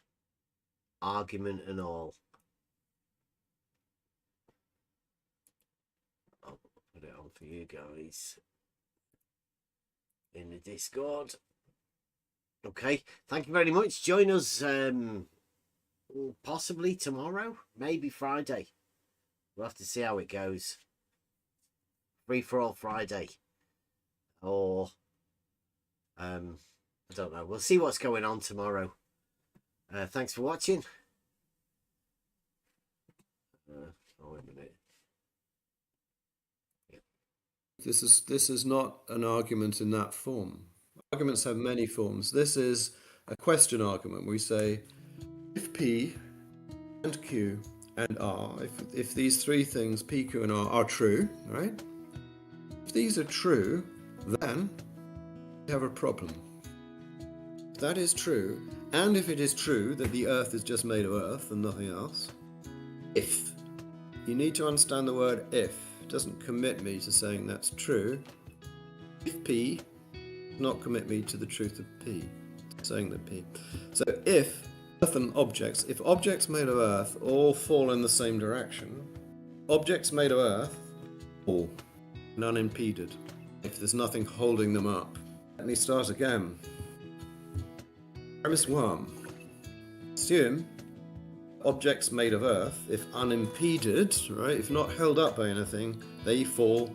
An object held above the Earth, an object made of Earth, held above the ground, if such objects fall in the same direction, we assume that. We assume they all fall in the same direction and see where that leads us. Right, second premise. The Earth itself is made of Earth. You may disagree with that. Aristotle says, yeah, the Earth is clearly made of Earth. Then says, well, on the assumption that all things made of Earth fall in the same direction, why is, if unimpeded, why doesn't the Earth fall? Right. Let's start with the assumption. Remember, it's just an assumption. We don't have to agree with it. Let's assume all objects made of Earth, which are above the ground, they're between them and the ground, fall. That's an observation. Let's add the idea that, and then let's assume all such objects, or earthen objects, off the ground, unimpeded, fall in the same direction. Let's assume that. Statement, let's assume it. Assumption 2. And we have not a conclusion, but a question. The question is, third assumption, the Earth itself, the whole world, is made of Earth. Assumption 3. Assumption 1, P, Q, R. But let's go. So we've got three assumptions. One, that objects made of Earth, which have stuff in between them and the ground, will fall. Assumption 2, they all fall in the same direction. Assumption 3, the Earth itself is made of Earth. All assumptions. And the question arises, it's not a conclusion. The question arises, why does the Earth itself, which is made of Earth, why does that not fall as well? Not an it. Why is it? Yeah. So we just have, here are three assumptions. It's a common procedure in science. You say, here are three things, which, if true, raise a question. So if P and Q and R, if these three assumptions are true, then comes the then that raises the question. This is not an argument in that form. Arguments have many forms. This is a question argument. We say, if P and Q and R, if these three things, P, Q, and R, are true, right? If these are true, then we have a problem. What do you mean by logical statement? Interrupted! It's not a term of logic. You made it up. And Bev often says logical statement. It's a term you made up. It doesn't mean anything. Aquinas said or taught that the Earth is naturally spherical. If P does not commit me to the truth of P. I got your numbers, they're right here. It's what do you mean by logical statement? It's just as easy as 1, 2, 3. Naturally spherical. You have to open your mind. The Earth is the center of the universe. Imagination is all you need. We have to say this. Yeah. Don't take advice from fools. You're on the level. So when I say the side, I mean on the level. The other side is blue marble science. Never take advice from fools. You're on the level. We all know what they do is in vain. You're on the level. So when I say the side, I mean on the level. The other side is blue marble science. But your must sounds very dogmatic. We have to say this, yeah. Even though as though you're trying to impart that dogma to us in the words that you use. I am. Everything is relative to you. Center of the earth. You just have to say it in generalities. Just like are you meant to be a magician? Yeah, sort of. Like, drive down the road, don't you ever De Celo in Aristotle and in Aquinas' teaching in natural philosophy. It was only still Copernicus in, I think, 16th century who said, well, hang on guys, this is not right. The natural shape of the Earth's surface is not the same as its natural shape. I like it that he achieved the synthesis between science and faith. Take advice from fools. Everything that they do is in vain. You simply do not applaud the other side, whether it's worth applause or not. Sometimes Rumpus will come in with his particular brand of dialectic. You have to say that the Earth is spherical, or that it is naturally spherical. And we add the word naturally because of the bulge of mountains and the concavities of valleys seem to prevent rotundity of the Earth. I know the game that you're playing. You stating that there's a difference between natural and actual. You got your playbook, it's alright. For the shape of the your Earth. model dictates what you will find. Correct. I don't know. There's a turtle beneath it. Where all Or there's water, or I don't know, or it's held up by a gigantic string. Very strong string. You could say that. Why would you say that? Everything that they say is in vain. You could say that, yeah. Why would you say that? Everything in the what's called the sublunary world. So there are the crystal spheres, which are rigid. They revolve around, the fixed stars revolve around the Earth. According to the Greeks. They don't fall down because they're held in place, because they're crystalline. But once you get under the dome of the moon, or the sphere defined by the moon, then objects will start falling. Now that is scientific fact. There's no real evidence for it, but it is scientific fact. You're on the level. So when I say the side, I mean on the level. The other side is blue marble science. The argument here is that about the shape of the Earth is that if the universe were not spherical, if the Earth were not spherical, it would have to fall. So the question is, why heavy bodies fall, the Earth doesn't fall? Why is that? Well, it must be. I think Aristotle introduced this argument. It must be because everything is attracted towards the center, and if everything is attracted towards the center, it must be that the Earth is approximately spherical. But that's good reason. Are you meant to be a magician? Yeah, sort of. Right. Are you meant to be a magician? Yeah, sort of. Right. You don't understand. It must be because you don't understand. Towards the center, it must be. It's not my problem if you don't want to learn. But that's good reason. Why is the Earth not falling through space infinitely? Well, the Earth. Note the the definite description, right? The definite article, rather. The Earth refers to the world. No, not at all. The Earth refers to something. It has a reference, as we say. Made of, do you understand made of? The material it's made of, well, it's made of Earth. The whole world is made of Earth. In the Summa and other writings, and similar to most other medieval philosophers, two views will be given. And Aquinas comes and says, okay, here are the two views, A and B, they're contrary to each other. I'm going for A. We must say that. You don't understand. We must say that. You don't understand. Earth falls downwards. It's not my problem if you don't want to learn. We must say that. You're just on your own. Earth falls downwards. Yep. Premise 1. Earth falls downwards. Premise 2. Earth is made of Earth. We agree on that. So the question is, why doesn't the Earth, which is an absolutely massive object, incredibly massive, why doesn't the Earth fall downwards? It is the Earth. You just said that. Why would it need to fall? It is. I will state the argument again. Premise 1, objects made of Earth fall downwards. Premise 2, the Earth is made of Earth, and it's very, very, very big. And you have a question, why doesn't the Earth fall downwards as well? You don't understand. So this is a question argument. You don't understand.